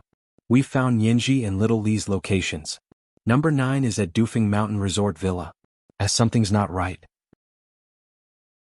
Xiao Li's position seems to have already left the villa. Zhao Liangzi's fingers continuously entered various commands on the computer and performed complex calculations to ensure that Gunyinji and Xiao Li's positions were accurate to the meter. In Hu Xiaoheng's study, he operated the computer program and commanded everyone to work together to aim Special Satellite 2 at the target. At the same time, he listened to Yin Shixiang's detailed explanation of what had happened. Their classmates wanted to go on a graduation trip to Dufeng Mountain Resort. I'd investigated the place beforehand, and I was convinced that it was a good place, so I agreed. Little Li also went. I didn't expect. Yin Shixiang murmured as he slowly lowered his head. Chief, please punish me. Although no one had told him the details, Yin Shixiang knew that Gu Nianji had just been in danger 2 months ago, and it was Chen Lai who had rescued her. Yin Shixiang had no prior knowledge of this. Now that something like this had happened, it was truly his dereliction of duty. Hua Xiaoheng looked up, his dark eyes reflecting Yin Shixiang's dejected expression. Big Xiong, you're my soldier. Don't say things like, I didn't expect. There's no chance for you to say, I didn't expect, during a war. Because those who had such thoughts had already died on the battlefield. Yin Shixiang lowered his head even more. Deep in his heart, he knew the reason. At the end of the day, he hadn't treated taking care of Gu Nianji as a military mission, so it was inevitable that he had missed something. You will definitely be punished, but this matter isn't over yet. Whether you can atone for your crimes or be demoted all the way to the bottom depends on your luck. Get out. Hua Xiaoheng didn't even look at Yin Shixiang as he spoke coolly. Yes, Chief. Yin Shixiang stood on both feet and saluted loudly before turning to run out. As soon as he left, he immediately contacted the Sea City branch of the Special Operations Forces and asked, "What's the situation at Dufeng Mountain?" The person quickly replied respectfully, "Reporting, Lieutenant Colonel. The police HQ has already dispatched a special task force and 100 riot police officers, led by Deputy Director Liu, with the full support of the entire police force. Oh, and they've also sent a helicopter over. Also, they've contacted the local garrison special task force, just in case." Yin Shixiang asked in detail for a long time before hanging up. Even the garrison special task force was on standby. The situation at Dufeng Mountain was worse than he had expected. Yin Shixiang couldn't care less about his own honor and safety at this time. He rushed to Hua Xiaoheng's study and asked loudly, "Reporting, Chief. Special Operations Forces Lieutenant Colonel Yin Shixiang requests support from the Dufeng Mountain Police Station." Hua Xiaoheng slowly looked up, his eyes sweeping over Yin Shixiang's face. It seemed that the situation was worse than he had expected. Hua Xiaoheng had the same thought as Yin Shixiang. He turned off his computer and straightened up. "Get someone to prepare a car and bring little Zhe. I'm going too." "What?" Yin Shixiang became even more nervous. "Chief, you can't go. It's too dangerous there. We don't know the number of criminals and we don't know the terrain." Hua Xiaoheng didn't say anything. He only looked up at him. That one look was enough to shut Yin Shixiang up. He stood at attention and saluted. "Yes, sir. I'll go prepare immediately."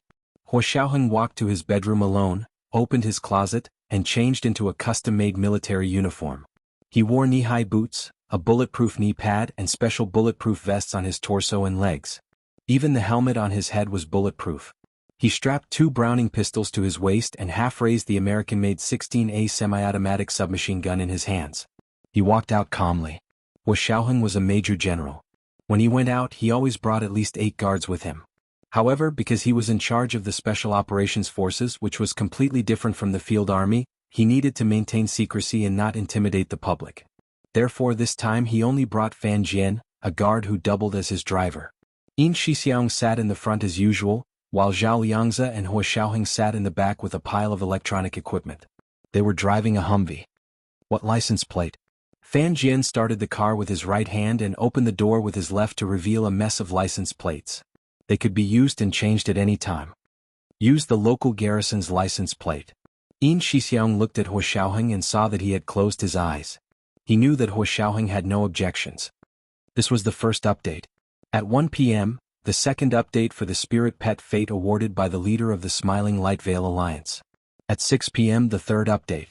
Please ask for monthly and recommendation votes. Oh, and oh. Chapter 73. Gu Nianji and Mei Xiaowen had just arrived at Little Mirror Lake and were swimming quickly towards Mingyue Court from Qingfeng Garden as they climbed the steps to the back door of Mingyue Court. Climbing the steps to the back door of Mingyue Court, Gu Nianji and Mei Xiaowen poked their heads into the courtyard to see where there was light. The 2 big circle boys searched the 6 rooms with flashlights, sweating profusely, but still couldn't find the 3 students they were looking for. "What the hell? Aren't they here?" As soon as they finished speaking, their eyes darted in the direction of Qingfeng Garden. If they weren't here, then they could only be at Qingfeng Garden. This time there were 2 classes. The two men grinned and immediately took out their walkie-talkies to report to their leader, Yang Dawei. "Boss. They're not here." Gu Nianji's heart sank. She cursed inwardly and quickly dragged Mei Xiaowen back. Finally, they made it back to Qingfeng Garden before the two thugs could reach them. Gu Nianji anxiously advised everyone, "We can't stay here, they can't find us at Mingyue Court, they'll be here soon. There's only 2 of them, we have more than 20 people, what are we afraid of?" One of the boys slammed his fist on the table. In the darkness, Gu Nianji's eyes shone like stars. She said calmly, "It's not that we're afraid of them, it's just that we don't want to make unnecessary sacrifices. They have guns, that alone is enough to make us retreat, we can't fight them head-on." Nianji has a point. Mei Xiaowen was the first to agree, "We don't have any weapons, we can't fight them head-on. If they had knives we might have a chance to win if we attack them together. But they have well-equipped rifles, are we going to fight them with our own bodies?" Gu Nianji gripped her phone in her hand. "I plan to go into the water and swim to the other side of Little Mirror Lake." "Oh? But I don't know how to swim." 4 or 5 boys and girls among the students cried out. Gu Nianji turned to look at Mei Xiaowen. "Class rep, let's split up. Those who can swim will take those who can't, and we'll go into the water immediately, we can't delay any longer." The nightmarish situation from earlier flashed through Mei Xiaowen's mind, and he made a prompt decision. "Get in the water now. If you delay any longer you will have to bear the consequences." Gu Nianji grabbed the nearest girl who didn't know how to swim. "Come with me." When the students behind her saw that Gu Nianji, the youngest among them, was leading a classmate who didn't know how to swim, their courage multiplied. They found helpers in 2s and 3s and walked silently to the balcony at the back door of Qingfeng Garden. They entered the water from the stairs. The rain was still pouring outside, hitting the surface of Little Mirror Lake noisily like pearls falling on a jade plate, perfectly covering the sound they made when they entered the water. Just as the last student of Class 1 disappeared from the balcony at the back door of Qingfeng Garden, a loud bang came from the front gate. "They're here," the same thought popped up in the minds of the students. Gu Nianji hugged the female classmate from behind and whispered, "Don't be nervous. Don't pull me. I won't let you go." The female student was so touched that she said repeatedly, "I know. I know. I won't drag you down." Gu Nianji's swimming ability was extraordinary. The other students had 2 boys carrying a classmate who couldn't swim. Gu Nianji carried the girl by herself and treaded the water. She was faster than the students who swam alone. Everyone automatically regarded Gu Nianji as the leader and followed her to the other side of Little Mirror Lake. Little Mirror Lake was very large, almost 2 kilometers in diameter. It was not easy to cross the entire lake. But if they didn't swim forward, they would die. Therefore, everyone performed at a level they normally couldn't reach and swam steadily and quickly. Fortunately, Gu Nianji had destroyed the main power switch of the entire villa. Now the entire villa was so dark that they couldn't even see their fingers in front of them. With the wind and rain, no one noticed the slightest movement in Little Mirror Lake. Inside Qingfeng Garden, 2 big circle boys kicked open the main door and rushed in with rifles and flashlights. They thought they would see the same scene in Mingyue Court as they had seen in Mingyue Court, with university students fainting everywhere. In the end, they searched all 6 rooms and couldn't find a single student. Motherf asterisk her. Where the hell did they go? Don't tell me they can fly? One of the big circle boys slammed the butt of his rifle on the door angrily. The other big circle boy was calmer. He looked around and said, "Looks like there's a master among them. He's already escaped with them." Escaped? It's raining heavily outside, where can they go? And it's not just 1 or 2, it's more than 20 people. Tell me, how did they escape? How would I know? Look, their luggage is still here, maybe they're hiding somewhere. The calmer big circle boy shone his flashlight around Qingfeng Garden. Should we ask the people here if there are any hidden doors or secret rooms in these rooms? You call the boss. I don't dare. The hot-tempered big circle boy sniffed and said angrily, "He just scolded me like a dog." The calmer big circle boy thought for a moment and picked up the walkie-talkie. His voice immediately sounded very sincere. "Boss, we have a bit of a problem." "Speak." Yang Dawei's exasperated voice came through the walkie-talkie. "Tell me what problem you have." "There's no one in Qingfeng Garden." "Boss, do you want to ask the general manager of the villa if there are any secret rooms or hidden doors in the courtyard?" "We suspect they're hiding." Yang Dawei sat in the pitch-black general manager's office, looking out the window at the storm. He was furious. "Bring me the general manager." One of the Big Circle boys rushed to the storeroom and dragged out the exhausted Mr. Fu.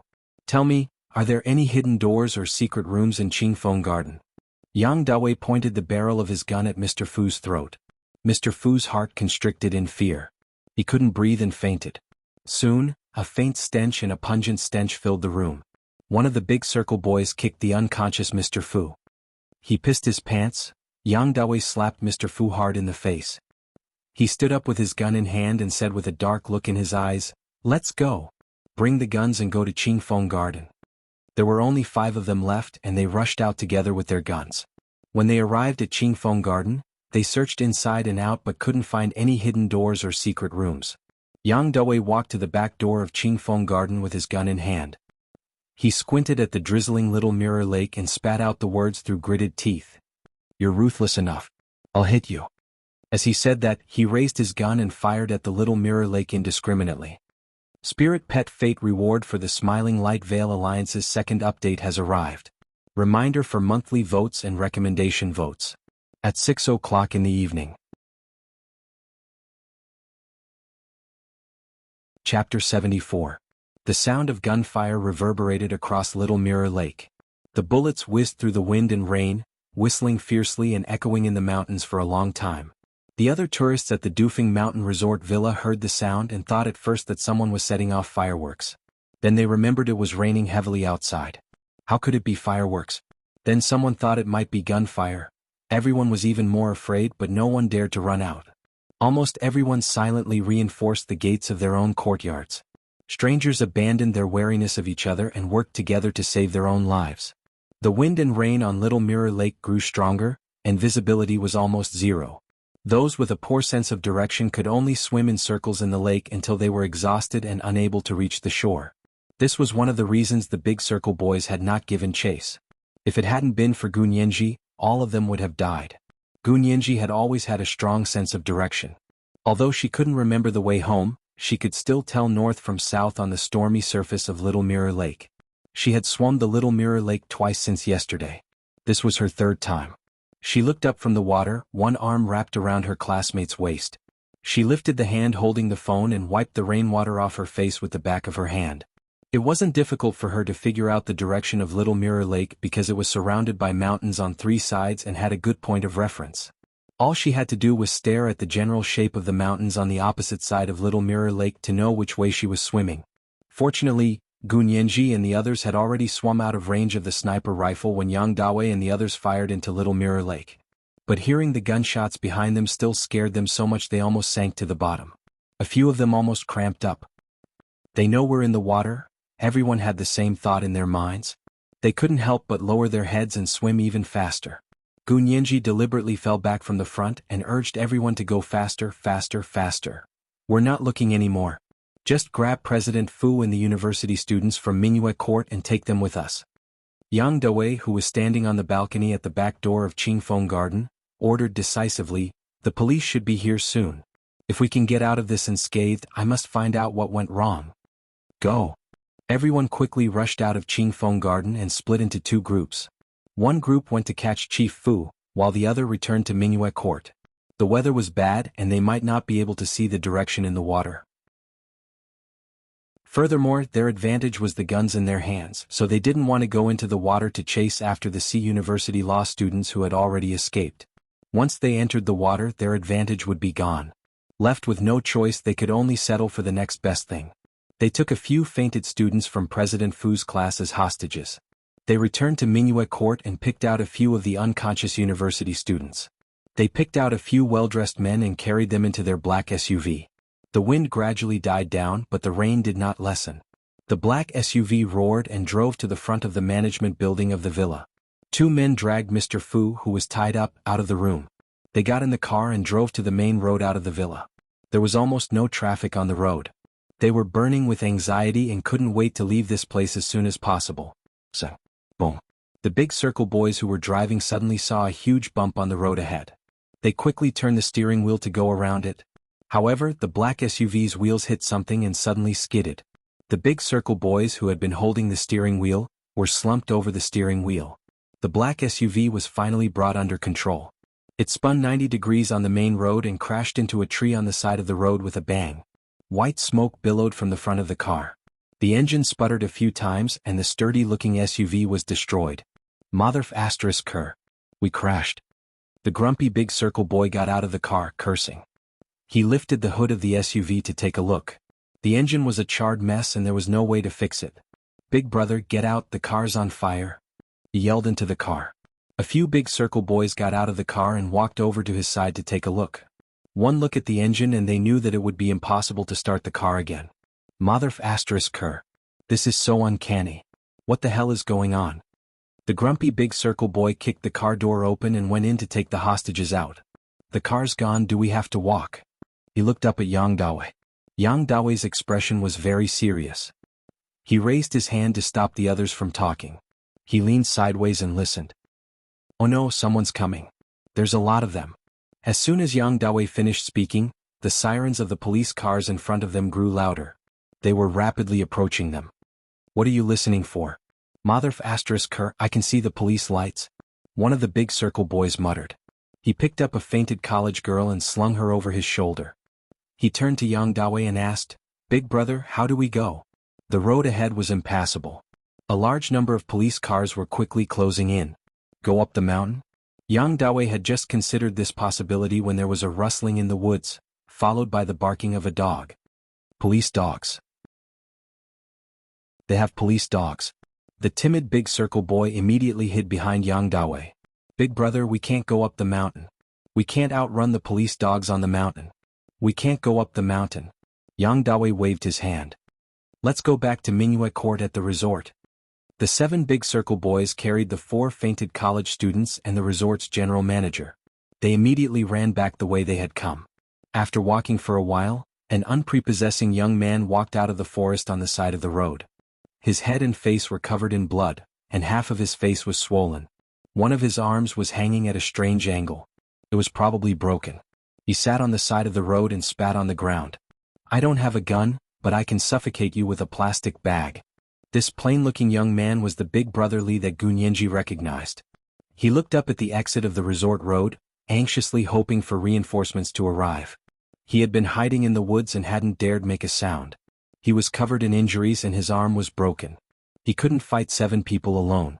Now that the criminals had turned back, Gunyenji and the others were in even greater danger.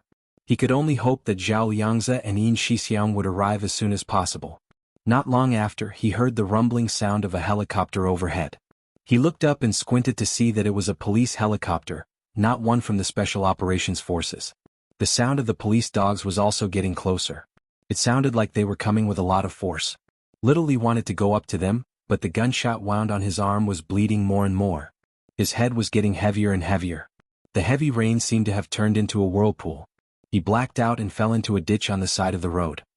The 3rd watch arrived. Reminders for monthly and recommendation votes. Good night, everyone. Chapter 75. Suddenly, in the middle of the rainy night, the road from the highway junction to the Dufeng Mountain Resort Villa was filled with many different sounds. Dozens of police cars opened the way, whistling their ear-piercing sirens and flashing their bright lights as they sped towards the entrance of the villa. 2 helicopters circled in the night sky, casting down powerful funnel-shaped searchlights that crisscrossed over the pitch-black resort villa. Boss? Why are there helicopters here? Boss? So many cops. I think they're SWAT. 2 big circle boys who were hiding in the bushes at the entrance of the villa, anxiously contacted Yang Dawei through their walkie-talkies. What's the panic? Yang Dawei was a tough bandit after all. He wasn't the least bit afraid. He roared, "We have so many hostages in our hands they won't dare come for real. Besides, it's not like we've never killed cops before. Show them what we're made of." The 2 big circle boys immediately raised their guns and aimed at the 2 police officers who were running towards them with the police dogs. Bang, bang, bang. 3 shots rang out. 1 police officer was shot in the arm and 1 police dog was crippled. Over there. The police officers heard the gunshots.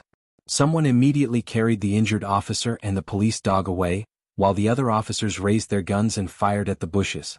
But the 2 big circle boys who had been hiding in the bushes by the road had already left. Search the place. The chief of the Dufeng Mountain Police Station was the first to rush into the villa, brandishing his gun angrily. Their young officer, De Mao, had been killed in the line of duty. The other officers were holding their breaths, determined to avenge their colleague. The city police officers didn't run after them.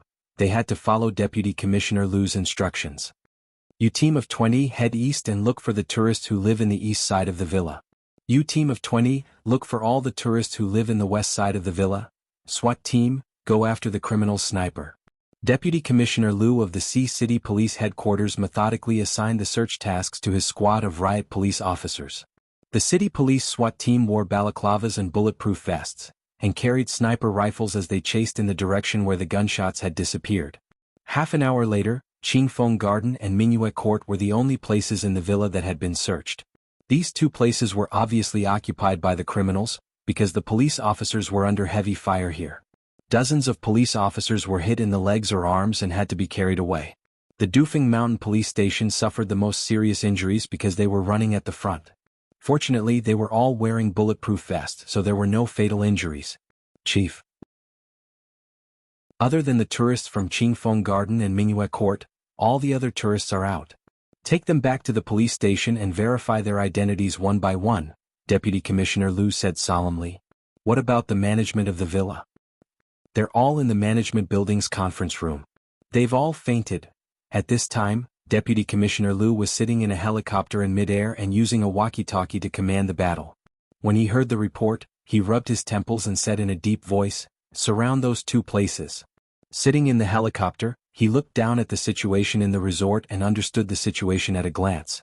The police received orders to surround Qingfeng Garden and Minuet Court in the heavy rain. Da-da-da-da-da-da. Suddenly, the sound of submachine gun fire came from the bamboo forest on either side of the winding path in front of Minuet Court. The police officers who had just rushed up immediately fell in a pool of blood. Although their bulletproof vests could protect their vital parts, they couldn't protect their arms and legs. Several police officers even had their heads blown off and died on the path in front of Minuet Court. There was not much resistance at Qingfeng Garden. Some of the police officers successfully broke in, but found no one in the house. Only a lot of backpacks and luggage scattered around the rooms. Where did the people go? The police officers searched for a while but found no trace of them. They received orders to reinforce Minuet Court, so they had no choice but to seal the door and retreat. The battle at Minuet Court was unexpected. The criminals put up a stubborn resistance, holding a large number of hostages and refusing to surrender.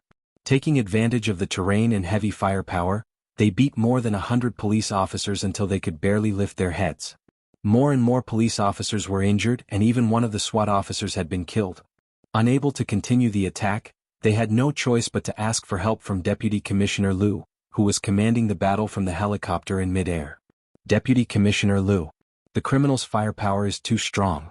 We can't break in. Half of our men are already injured. Deputy Commissioner Liu, they have heavy weapons. Deputy Commissioner Liu was stunned. Heavy weapons? What kind of heavy weapons? How is that possible?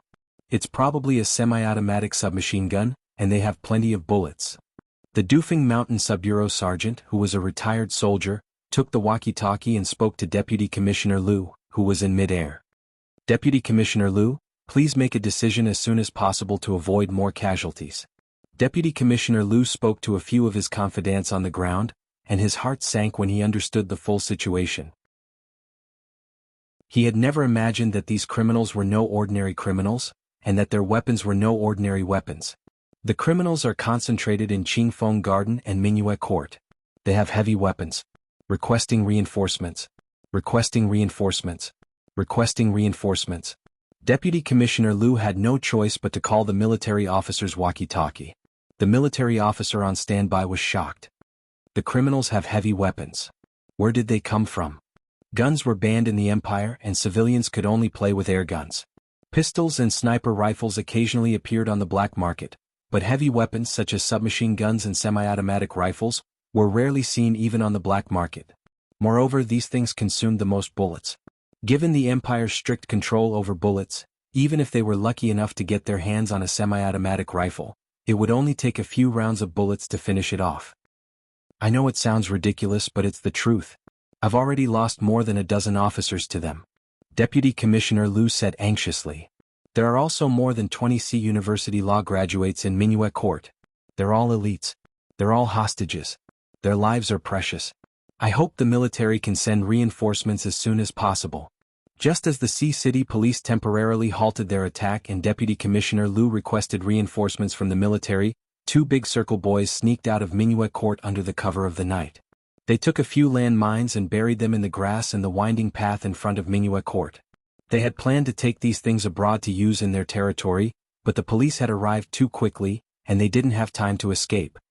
Boss, stay in the house and guard these hostages. We'll go out and set up an ambush. Boss, you can ask the police to give us money and a plane to get us out of the country.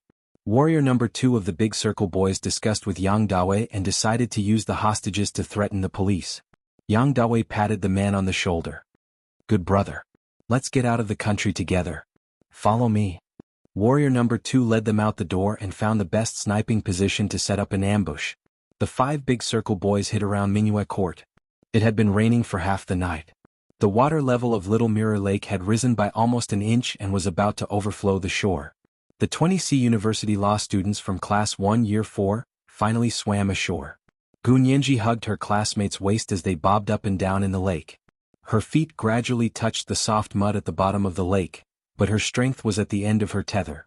She had just pushed her classmate ashore when she fell head first into the water. This was the first update.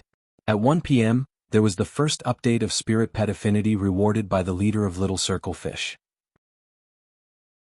At 6 p.m. the third update. A reminder of the monthly and recommendation tickets. The monthly ticket would reach 900 today, and the fourth update would be sent tomorrow. The monthly ticket would reach 1,100 tomorrow, and the fourth update would be sent the day after. And so on.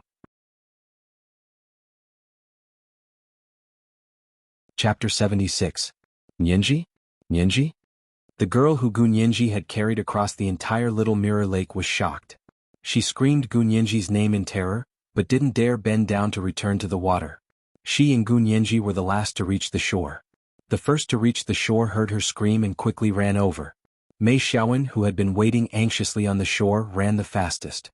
He dashed to the shallow shore and bent down to scoop Gunyenji out of the water. He carried her across his chest and walked out of the water step by step. Little Four? Little Four? Are you okay? Don't scare us. Little Temptress was on the verge of tears. She rushed over and took Gunyenji from Mei Xiaowen's arms. Green Tea Fong and Lady Chow also rushed over to help. Together, they carried the unconscious Gunyenji to the only long stone bench in the straw hut by the shore. Lady Chow sat on the end of the bench and placed Gunyenji's head on her lap. She reached out to feel her breath and sighed in relief. She's still breathing, she's probably just tired. The girl Gunyenji had rescued covered her mouth. She was both happy and scared as she cried. These people had been pampered young masters and mistresses since they were young. This was the first time in their lives that they'd been so exhausted from running for their lives. They had just escaped death and were silent for a while. They huddled in the straw hut by the lake, sheltering from the rain and praying that someone would come to rescue them soon. They heard the gunshots from across the lake and saw the helicopter circling in the night sky, but they didn't dare call out. Who knew how many criminals there were? Where were they hiding? They had finally escaped the fate of being kidnapped as hostages. They didn't want to attract the wolf instead of their savior. The girl hugged her knees at the door of the straw hut. Her quiet sobs gradually infected everyone. Their eyes reddened, but they could only wipe the tears with the back of their hands. Mei Xiaowen half knelt in front of the stone bench and buried his face in Gunyenji's hand. Tears flowed from his eyes and wetted Gunyenji's palm. Gunyenji's fingers moved and she murmured, "Uncle Hua." Mei Xiaowen heard her and looked up at her in surprise. "Nyenji? Nyenji? Are you awake?" Gunyenji opened her eyes to see Mei Xiaowen's concerned expression. "Nyenji, you fainted before reaching the shore and almost drowned. It was Class Rep who saved you," Little Temptress said with concern, not forgetting to help Mei Xiaowen make a good impression on Gunyenji. Gunyenji remembered a pair of strong arms lifting her from the water. She stared at Mei Xiaowen, her eyes gradually softening. Nothing touched her lonely heart so much as helping her. Gunyenji looked at him and smiled. She said quietly, "I'm fine, just a little tired. Don't worry. If you're tired, then don't talk. Lie down properly." Lady Chow smoothed her tangled seaweed-like hair, making it more comfortable for her to lie down. Gunyenji grunted and closed her eyes. She was indeed very tired and needed a good rest. At that moment, Hua Xiaoheng's Humvee had just gotten off the highway. In front of them were the military vehicles of the local garrison that had come to reinforce them. After the military vehicles entered, Fan Jian drove the Humvee onto the mountain road. Zhao Liangzi, who had been constantly searching for traces on the electronic devices, suddenly looked up and pointed in a direction. Little Li should be nearby. He's very close. Hua Xiaoheng was silent for a second, then turned to look out the window. The night was thick and the heavy rain left streaks on the windows. The world outside was blurry and unclear. The military vehicle was eerily quiet. Everyone was wondering what Hua Xiao would choose. Would he stop and save Little Li first or ignore him and go straight to Gunyanji? After all, in terms of importance, Gunyanji was more important than Little Li, right? Stop the car and find Little Li. Hua Xiaoheng nodded calmly and discreetly adjusted his uniform. Fan Jian glanced at Yin Shixiang and silently stepped on the brakes. Zhao Liangzi also looked up at Hua Xiaoheng, but couldn't see anything different from his impassive face. Yin Shixiang didn't dare look at Hua Xiaoheng's face.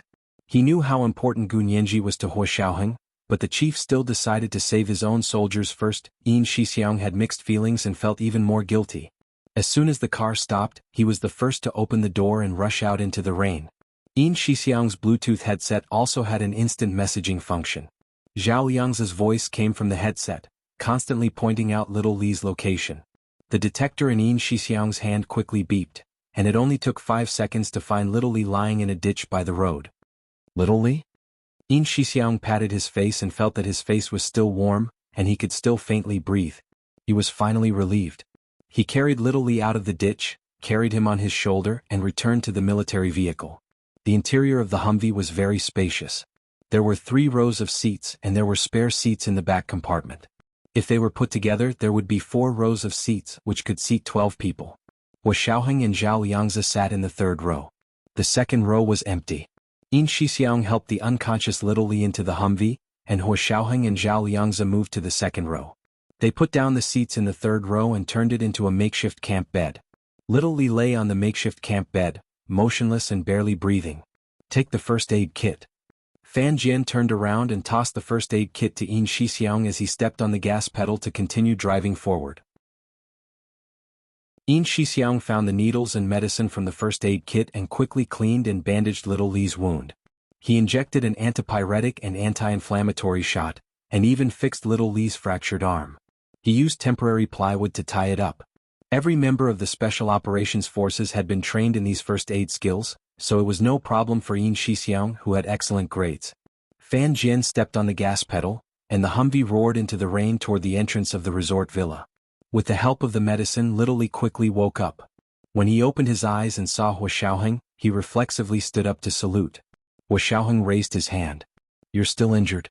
There's no need. Roger, Chief. Little Li's face was flushed with excitement. Half of his face was swollen like a steamed bun, and one eye was almost sunken in. Yin Shixiang packed the first aid kit and slung it on his back. He looked at Little Li and asked, Where's Gunyanji? Where is she? Little Li quickly replied, I was just about to report to the chief. As he spoke, he panted and recounted the entire situation from beginning to end. By the time he finished, they had already arrived at the entrance of the resort villa, which was under total lockdown. The police had set up a roadblock at the entrance of the resort villa. Vehicles could only enter and not exit. Vehicles that entered had to have a pass issued by the City Police Headquarters or a pass from the local garrison. Hua Xiaoheng sat in the car and shifted his gaze to the window. The ink-colored window reflected his despairingly handsome face, so cold it made one's heart palpitate. His dark eyes were darker than the sky on a rainy night. He sat in the Humvee without saying a word, as silent as a mountain. Fan Jian rummaged through the box in his left hand for a long time before finding a pass from the local garrison and handing it to the police officer guarding the door. The police officer looked at him, then poked his head into the car. Who are these people? Get out. The second update, the first additional update for the spirit pet fate bestowed by the leader of the Fish Circle of Circles, arrived. It was the 3rd update at 6 in the evening. Chapter 77. The officer's voice was loud, but the people in the Humvee were used to situations like this, so they didn't take it to heart. Hua Xiaoheng crossed his arms and looked at Yin Shixiang. He lifted his chin calmly. You go. Yes, sir. Yin Shixiang opened the door and got out, showing his Special Operations Forces ID to the officer. Special Operations Forces were going on official business. The officer looked at Yin Shixiang's Lieutenant Colonel ID and his rank as a regimental commander, and immediately ordered his men to open the roadblock. He stood on the side of the road and raised his right hand in salute as he watched the Humvee drive away. Xiaoli struggled to sit up in the car and pointed in the direction of Little Mirror Lake. I told Nianji to dive into the water and swim to the other side of the lake if she felt anything was wrong. Zhao Liangzi nodded and pointed at his electronic screen. Nianji's position is indeed on the other side of Little Mirror Lake. She should be somewhere outside of the fighting between the criminals and the police. She's smart and ran pretty fast. Wu Xiaoheng's intimidating aura suddenly faded. The people in the car suddenly felt like they could breathe again. The Humvee roared all the way to Dufeng Mountain Resort Villa. In contrast to the cheerful atmosphere in the Humvee, the situation outside was very tense. Many roads had been blocked off, and vehicles were completely impassable. Even with Fan Jian's driving skills, which were almost comparable to those of a first-rate Formula racer, he could only manage to drive a short distance from Mingyue Court. The road to the other side of Little Mirror Lake had already been blocked by the police. The rain was still pouring and the asphalt road inside the villa was high in the middle and low on both sides, so there was no puddles. Dozens of police officers in bulletproof vests and armed with Type 18 police revolvers were hunched and hidden behind police cars, aiming at an antique building complex at the end of the road. Zhao Liangzi pulled up the 3D architectural plan of Dufeng Mountain Resort Villa from his computer and pointed it out to Wu Xiaoheng. The large blue area behind this is Little Mirror Lake. The little red dot is Nianji, and she's on the other side of the blue area. The police and the criminals were fighting on this side of the blue area, and were indeed quite far apart. Mr. Hua, are you going to pick up Nianji? Zhao Liangzi took out a high-powered military telescope. The situation at the scene is still very complicated. Should we? Before he could finish his sentence, he heard the conversation between the police and the local garrison in his headset. Zhao Liangzi paused and adjusted his headphones. He looked at Wu Xiaoheng in surprise. Mr. Hua, the police have discovered Nianji and the others. They're requesting the garrison troops to go to the other side of Little Mirror Lake to protect them. Wu Xiaoheng took out a cigarette and tapped it on the back of his hand. He said to Yin Shixiang, "Follow them and take a look. Don't let anyone see you." He tossed his M16A semi-automatic submachine gun to Yin Shixiang. What he meant was to protect Gu Nianji, but not let her know that they were here. Yin Shixiang immediately obeyed. He put on the same hoodie as the local garrison special forces to cover half of his face and a bulletproof helmet. He opened the door and got out of the car, quickly disappearing into the dark night. Not long after Yin Shixiang left, gunshots rang out in front of Mingyue Court again. Wu Xiaoheng sat in the car and lit a cigarette. He took a slow drag and exhaled a puff of white smoke. He said to Zhao Liangzi, "Can you tell what kind of gun it is?" Zhao Liangzi took off his headphones and listened for a while. He was shocked. A Czech semi-automatic submachine gun? Where did they get it? I think C-City's customs will need to be replaced again. Wu Xiaoheng held a cigarette between his fingers as he looked out the window again. His eyes were as sharp as a hawk's as he watched the activity in front of Mingyue Court. Gu Nianji and her classmates hid in the straw hut on the other side of Little Mirror Lake. They silently prayed that the battle would end soon. They were tired, hungry and cold. Could be said that they were starving.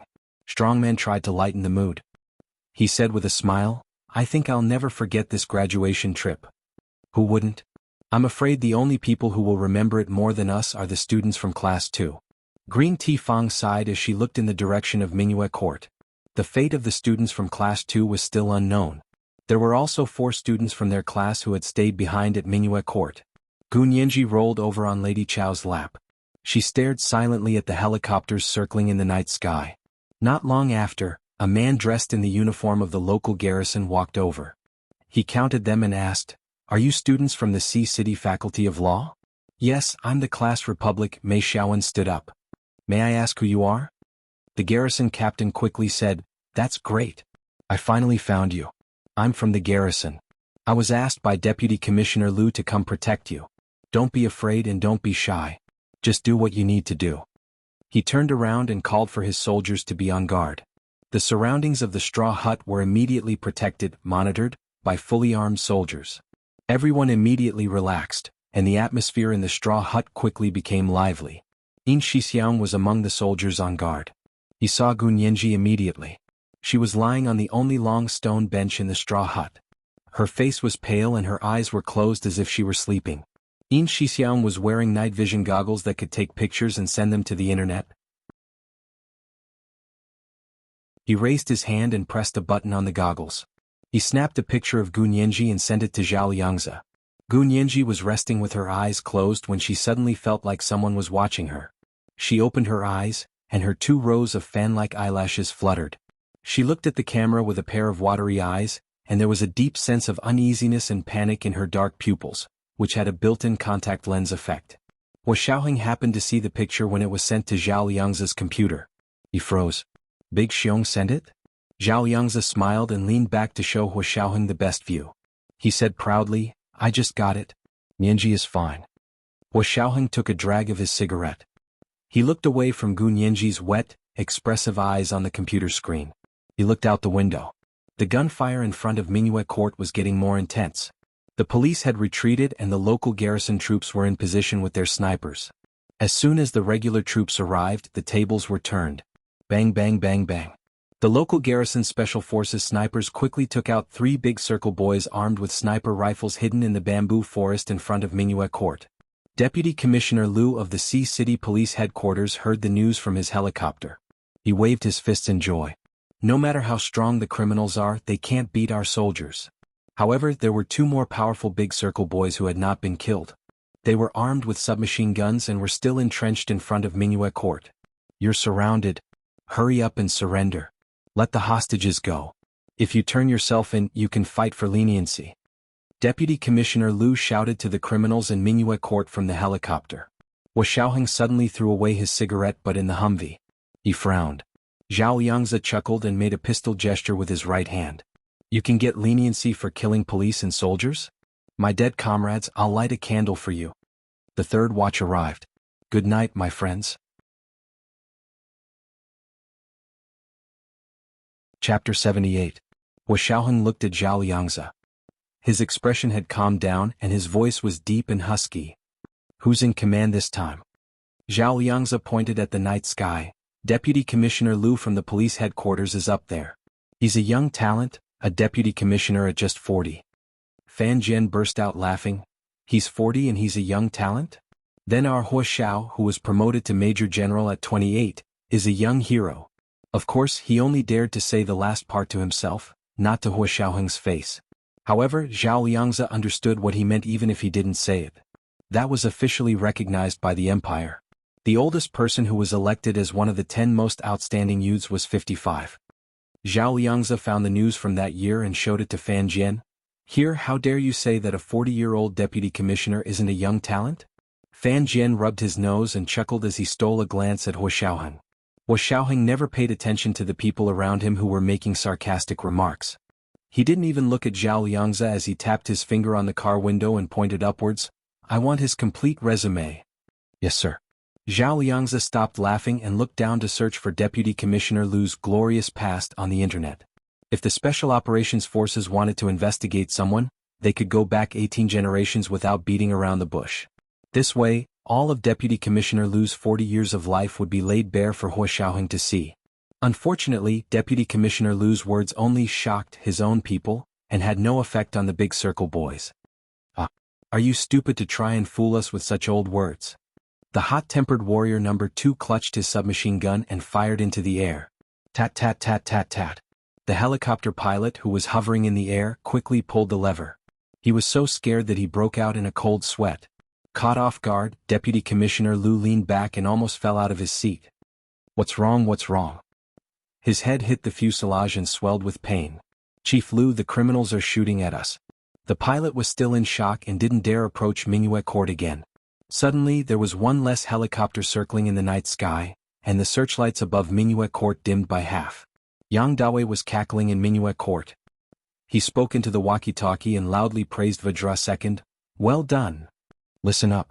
Give us a plane, 20 million in cash, send us out of the country and we'll let everyone go. If you don't give it to us, I'll make them die with us. Yang Dawei yelled from inside Mingyue Court and fired a few shots. The general manager of the resort villa was howling in pain. It was a horrible sight to behold. When the police officers and soldiers outside heard the bandits shouting, they were furious. If it weren't for the discipline, they would have rushed in. In the helicopter, Deputy Commissioner Liu listened to the gangsters' demands through the walkie-talkie, and he punched the seat and roared, "They're too arrogant. You still dare to raise conditions with me? Let me tell the garrison troops I want them to attack. Get the hostages out of here alive no matter the cost. When the garrison troops heard the bandits' shouts, they also felt that they should teach them a lesson. Snipers, take out those two with the submachine guns. The Special Forces sniper team consisted of 2 people. One sniper who held the gun and the other spotter who held the scope and helped the sniper aim. In order to take down the bandits, the garrison troops were going all out. They immediately sent out 7 sniper teams, a total of 14 people, to flank the bandits from both sides and find the positions of the bandits with the submachine guns. However, the 2 bandits with the submachine guns were very cunning and experienced. They were in the dark, while the garrison troops' snipers were in the open. No matter which direction the garrison troops' snipers approached from, the 2 submachine guns fired a volley of bullets at them. The garrison troops' snipers couldn't even raise their heads. Moreover, the 2 of them kept changing positions in the bamboo forest, running in different directions and sometimes hiding behind large rocks. There was no opportunity to snipe them. Deputy Commissioner Liu, who was watching the battle from the helicopter, was very anxious. He couldn't help but grab the walkie-talkie and yell at the garrison troops officer, "Why aren't you charging? There are only 2 bandits. What do your soldiers do for a living? The bandits have hostages. They're all law students. They're future elites." The garrison troops officer turned off the walkie-talkie with a dark expression on his face. He looked up at the tall bamboo forest on either side of the winding path in front of Minuet Court. If it hadn't been for the heavy rain, they would have burned the bamboo forest down long ago.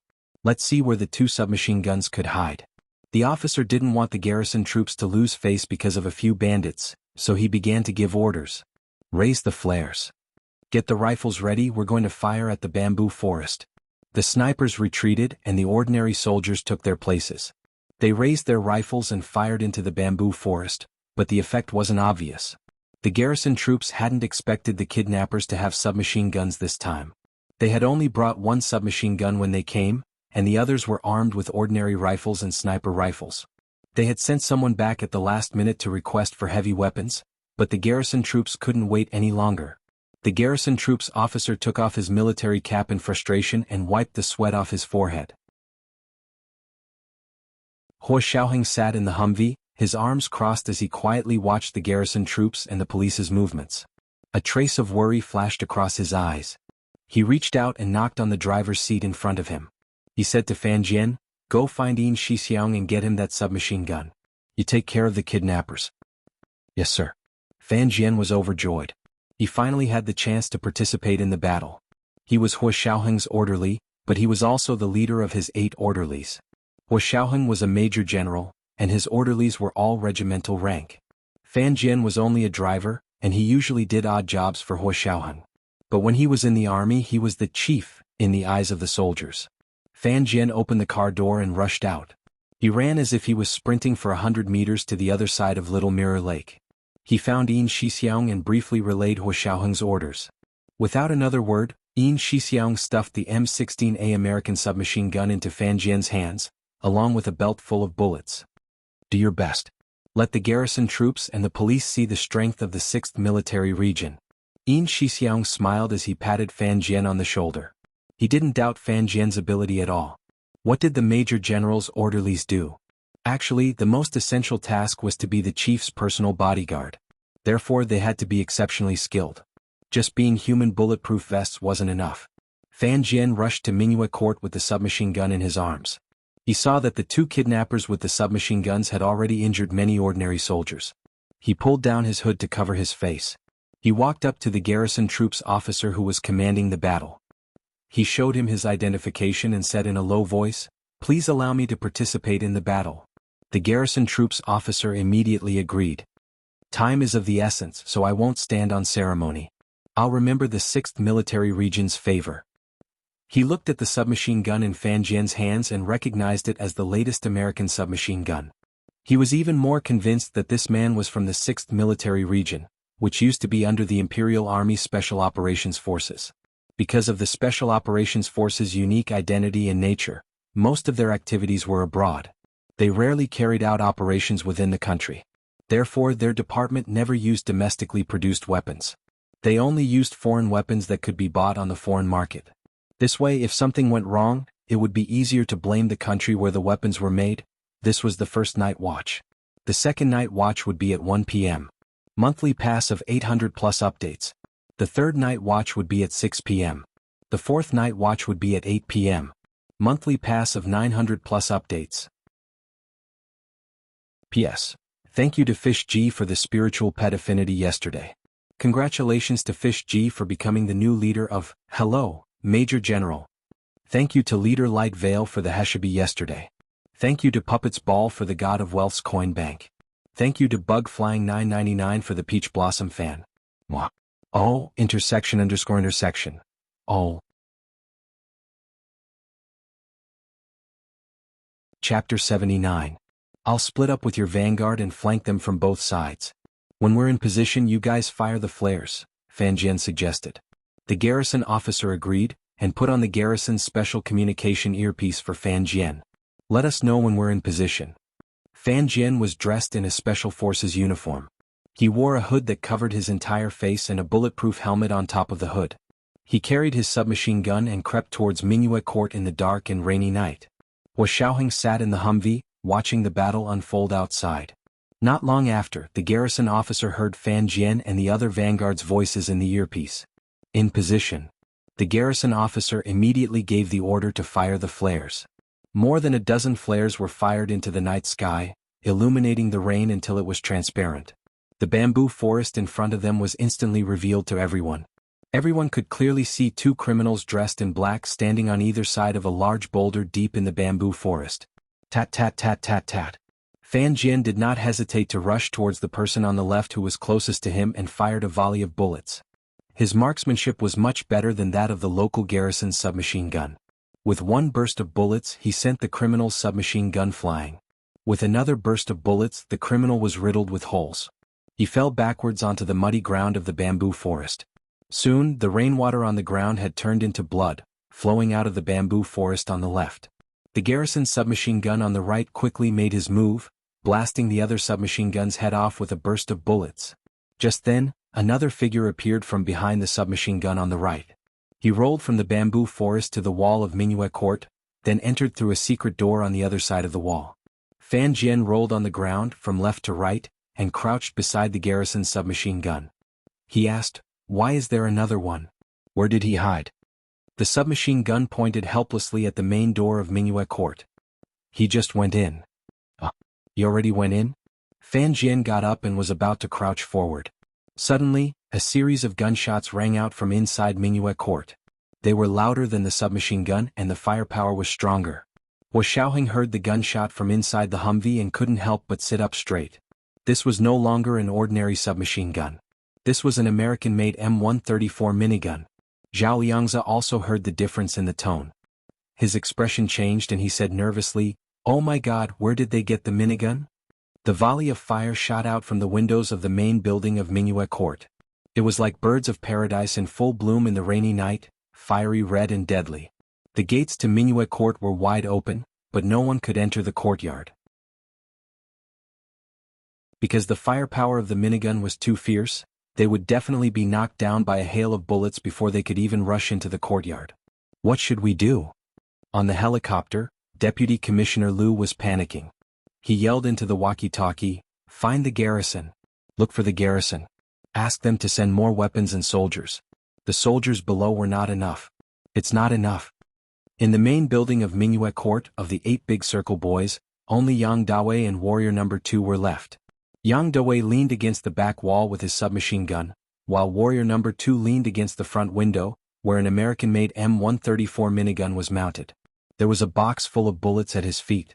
After blasting at the gate of Mingyue Court for a while, Warrior Number 2 stopped. He turned to Yang Dawei and said, "Boss, we can't go on like this. If they're determined not to come in, they can trap us to death." "Trap us to death? Aha, they don't want these pigs anymore?" Yang Dawei kicked the unconscious general manager of Dufeng Mountain Resort Villa. "Look at him, he's almost drained of blood. If they still don't agree to our demands in an hour, we'll blow this place up and jump into Little Mirror Lake." Warrior Number 2's eyes lit up and he gave Yang Dawei a thumbs up. Boss is so wise. Now that there was a way out, Warrior Number 2 was in no hurry. He calmly dealt with the police officers and garrison troops outside. From the helicopter, Deputy Commissioner Liu desperately urged the garrison officer on the ground to send soldiers to attack. Are you a soldier or not? Aren't you supposed to protect the country? It's time for you to sacrifice yourselves and you're just a coward. The garrison officer was enraged. He shouted, "We are soldiers of the Empire, and we are willing to give our all to protect the country." He was just about to give the order to attack when suddenly, a burst of gunfire rang out. This time, the gunshots were directed upwards, and were aimed at the helicopter that had just flown over Minuet Court. This helicopter was none other than Deputy Commissioner Liu's helicopter. Although the pilot quickly pulled the lever up again, he was a step too slow. The helicopter's fuselage was hit by a bullet, and there was a hole in it. He had no choice but to make an emergency landing. Fortunately, Dufeng Mountain Resort Villa was very large, and there were several parking lots for landing. Moreover, it wasn't tourist season, so there were very few cars in the parking lots. The helicopter successfully made an emergency landing. Fan Jian saw that the situation was not good, and hurriedly ran back to Huoxiaoheng. He was panting. "Chief, bad news. Deputy Commissioner Liu is forcing the garrison to charge through the minigun's machine gun fire." Huoxiaoheng hated superiors who didn't care about the lives of their soldiers. He was furious when he heard this, but it wasn't convenient for him to make an appearance. Besides, he wanted to see what the two men were going to do, so he restrained himself for the time being and watched quietly. Deputy Commissioner Liu's legs felt like jelly as he got out of the helicopter. He was helped into the police car by his two confidants, and they arrived at Minuet Court. "You're an officer, why aren't you giving the order to attack? How much longer are you going to wait?" Deputy Commissioner Liu pointed at the garrison officer and urged him on. He was burning with anxiety and he felt sick. Such a vicious crime had occurred in his own jurisdiction, and if all the hostages were killed, his career would be over. As a 40-year-old deputy commissioner, he couldn't tolerate such a slip-up in his career. There were garrison troops here and so many soldiers were charging in, but there were only 2 criminals left. Even if they had heavy weapons, they should be able to make up for it with human lives. The garrison officer looked at his soldiers. Apart from the snipers of the special forces, most of the other soldiers were new recruits who had just joined the army this year. Many of them were only 18 or 19 years old, the prime of their youth. Some of them still had a childish look on their faces, and had only been training for less than half a year. Asking them to charge through the minigun's machine gun fire at a time like this was a suicide mission. He deeply regretted that he hadn't brought more experienced veterans with him. He had thought that dealing with the local criminals wouldn't be a big deal, and he wanted to take the opportunity to let the new recruits experience the actual combat of a small-scale gunfight, which would help improve their professional skills. He hadn't expected to encounter such a tough group of criminals. But at this point he couldn't back down. Everyone was counting on the army now, counting on the soldiers to rescue the hostages. Therefore, even if he knew that death was waiting for them, the officer had to make a decision immediately. It was the second night watch and his monthly ticket had been delivered at 800 plus updates. It was the third night watch at 6 p.m. It was the fourth night watch at 8 p.m. And his monthly ticket had been delivered at 900 plus updates. He reminded them of his monthly and recommended tickets. Chapter 80. At that moment, Minuet Court's big circle boy warrior number 2 shouted again, "See our firepower? Don't even think about sending more troops. I told you you only have 1 hour. You only have 45 minutes. If we don't see the plane or the money in 45 minutes, we'll blow this whole place up. The general manager and more than 20 university students will be buried with us. We're not losing anything." This was the straw that broke the camel's back. The garrison troops and the police had no time to mobilize the main force. All of them. Form up, guns up, and prepare to attack. The garrison officer turned around and gave the order to his men. A soldier's duty was to protect the country, and they were ready to sacrifice their lives for the people at any time. The garrison officer fought back tears and planned to charge with his men. Unlike Deputy Commissioner Liu, this young garrison officer had no intention of "you die, I'll do the honors." The garrison troops began to form up and prepare to charge. "Stand back and leave this place to the military. They'll protect everyone." Deputy Commissioner Liu was secretly pleased and quickly ordered his men to retreat. Huoxiaoheng sat in the Humvee and listened to the conversation between Deputy Commissioner Liu and the garrison officer through the loudspeaker. He finally couldn't take it anymore. "Who's leading the garrison troops?" "Sir, it's Guan Hui, the company commander." Zhao Liangzi could easily investigate Deputy Commissioner Liu, much less an officer in the military. Hua Xiaoheng nodded and ordered Zhao Liangzi, "Take down Lu and have Guan Hui come here, I have questions." Roger. Zhao Liangzi immediately put on his bulletproof helmet and got out of the car. Deputy Commissioner Lu and his men had only taken a few steps when a tall, handsome man stood behind them. His tough attitude made it almost impossible to tell his age. "Lu Qiangyuan, you've been stripped of your command and await punishment from your superiors. Stand aside." Zhao Liangzi waved his hand and Fan Jian immediately rushed forward to restrain Deputy Commissioner Lu. Deputy Commissioner Lu's face turned green with fear. He stared at Zhao Liangzi and stammered, You, who are you? You talk big, why don't you go arrest criminals? Why are you mad at me? You, how dare you assault a police officer? This is a felony. You are not a military court. You have no right to convict me," Zhao Liangzi said coldly. He cocked his head. "Take him away." Several of Deputy Commissioner Lu's trusted subordinates hid far away, not daring to confront the soldiers. The hot-blooded police officers were already dissatisfied with Deputy Commissioner Lu, and they wouldn't go against a military officer. Fan Jian and Zhao Liangzi took care of Deputy Commissioner Lu. It could be said that everyone around Hua Xiaoheng was a brave and intelligent general in the army. However, when they stood next to him, they were overwhelmed by his powerful aura. But as soon as they left him, they all shone with boundless radiance. "Guan Hui, come with me." Zhao Liangzi looked at the young garrison officer. Guan Hui looked at Zhao Liangzi warily and did not move until Zhao Liangzi showed him his military ID. Guan Hui was stunned. He looked at the younger Zhao Liangzi. "You're a lieutenant colonel? Also from the 6th MR?" Zhao Liangzi smiled warmly. He had a good impression of Guan Hui. He had checked his resume earlier and knew that this young officer had only been married for a year. His wife had just given birth to a daughter, but he had just made the decision to live and die with his soldiers.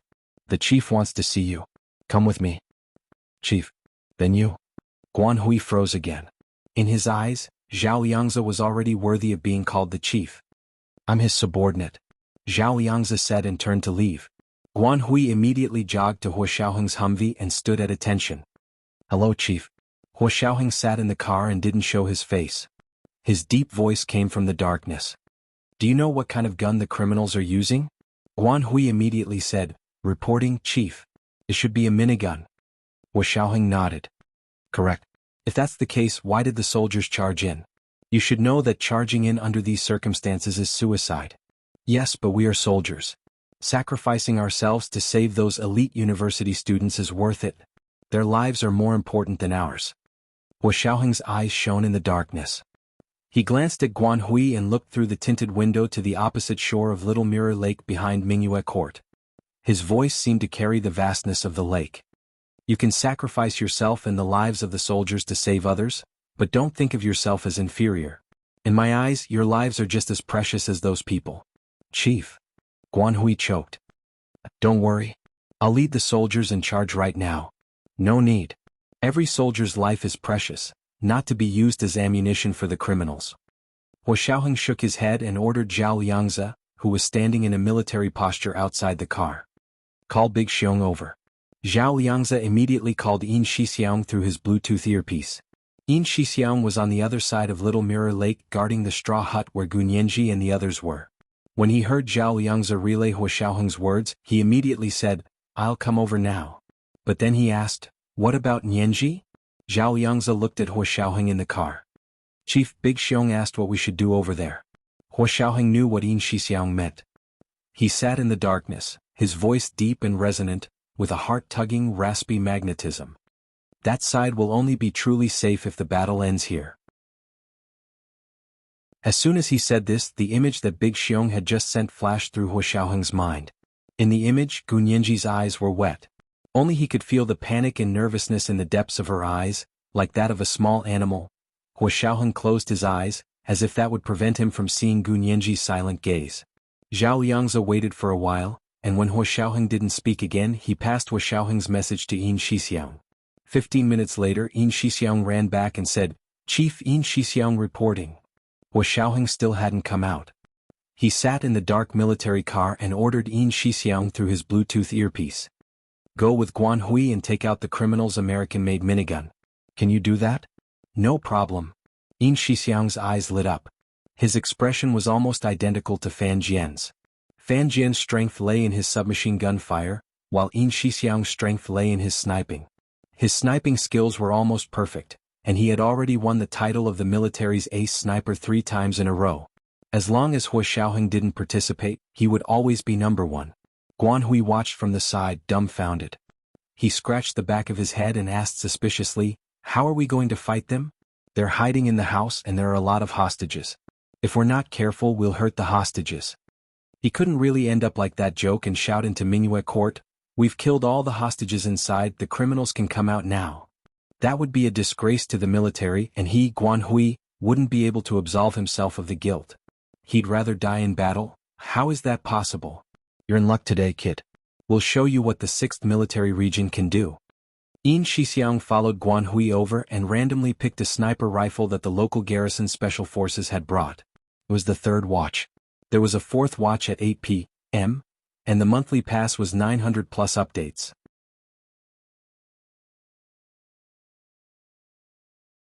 Chapter 81. A sniper couldn't operate alone on a mission. He had to have a partner, a spotter. Guan Hui quickly said, "I'll be your spotter." Yin Shixiang patted him on the shoulder. "Thank you." As they spoke, the rain outside seemed to have gotten heavier. Only the sound of heavy rain could be heard in front of Minuet Court. The criminals didn't keep firing, obviously trying to conserve their bullets. However, as soon as someone passed by the front door of Minuet Court, the minigun at the window would start firing. Tongues of fire lashed out in the rainy night, turning the grass in front of Minuet Court into a mess. Yin Shixiang and Guan Hui took advantage of the distraction of the criminals in front of them to find a position facing the window of Minuet Court's main room. They lay flat on the ground and raised their sniper rifles.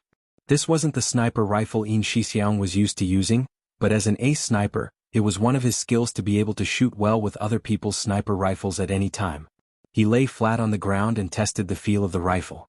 In order to prevent the criminals with the minigun from detecting their position, Yin Shixiang even took off the scope of the sniper rifle. This was because his sniper rifle was a very ordinary sniper rifle, and the scope was an optical lens. At night, even the slightest flicker of light would cause it to reflect light, which would easily expose his position. Yin Shixiang's vision was very good, and he was confident that he could hit the target at such a short distance without a scope. Guan Hui had never seen Yin Shixiang's skills before, and when he saw him take off the scope of the sniper rifle, he stared at him in shock, speechless. "Don't worry about me, just do your spotter job." Yin Shixiang patted Guan Hui on the shoulder. "Get down." Guan Hui lay down a little higher than Yin Shixiang, and began to report his observations with the binoculars that came with the sniper rifle. 20 meters ahead, straight ahead, 11 o'clock. Wind speed 10 meters per second. Heavy rain. Steady rain. End of report.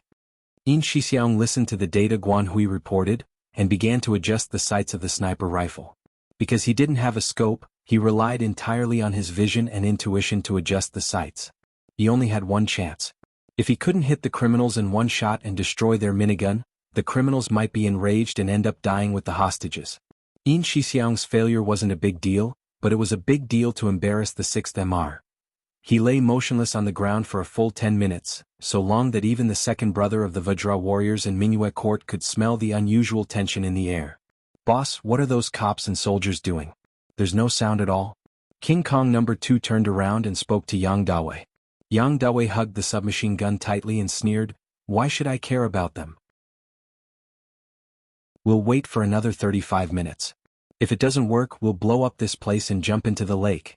At that moment, Yin Shixiang finally got the chance to turn around. He quietly pulled the trigger in his hand. A high-power bullet unique to sniper rifles shot out from the silencer of the sniper rifle. Like a high-speed artillery shell, the bullet split the heavy curtain of rain. As if it had eyes, it drilled right into the barrel of the mini cannon. The high-power bullets directly hit the ammunition inside the mini cannon's barrel. It was as if they had hit a small howitzer. Boom, boom, boom. The barrel of the mini cannon couldn't withstand such a powerful explosion, and it instantly shattered into pieces. The bullet's explosive force blew a huge hole in the second brother's chest. His head was still looking behind him when he fell onto the barrel of the minigun, which had been blown to pieces. Yang Dawei's eyes were bloodshot as he watched his subordinate being blown into pieces by the exploding barrel.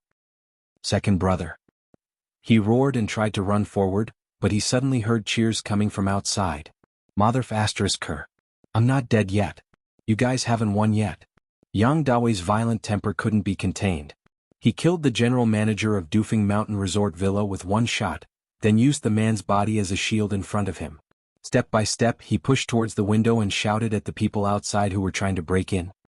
If you dare come in, this will be the fate of all the hostages in this house. As he spoke, he tossed the general manager's body out of the window and pulled the trigger on the time bomb in his hand. He quickly returned to the back wall of the house and leaned against it, hiding behind a group of unconscious university students. Yin Shixiang had blown up the criminals' mini-cannon with one shot and killed the criminals in the process, clearing the biggest obstacle for the garrison troops and the police officers. Guan Hui felt relieved. He pulled Yin Shixiang to his feet and said sincerely, "Lieutenant Colonel, thank you for your help. I'll report this to you when we get back." No need, no need. Yin Shixiang hurriedly shook his head. There's really no need. It's good that you remember this favor. If we were to report this, we'd be crossing the line. Guan Hui understood. The 6th Military Region was not supposed to intervene in domestic affairs. But he was useless and couldn't handle this mess. His brothers had made a contribution, but he couldn't make it public. He felt very embarrassed and said repeatedly, "How can we do that? How can we do that? Don't talk back and forth. Hurry up and take care of the last criminal. Usually, the criminals who survive until the end are the most vicious. Don't be careless," Yin Shixiang reminded Guan Hui. Guan Hui hurriedly said, "I know. I feel sorry for my soldiers. I won't let them die in vain." That's right.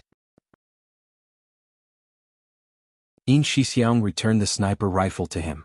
"Hurry up and see what's going on over there."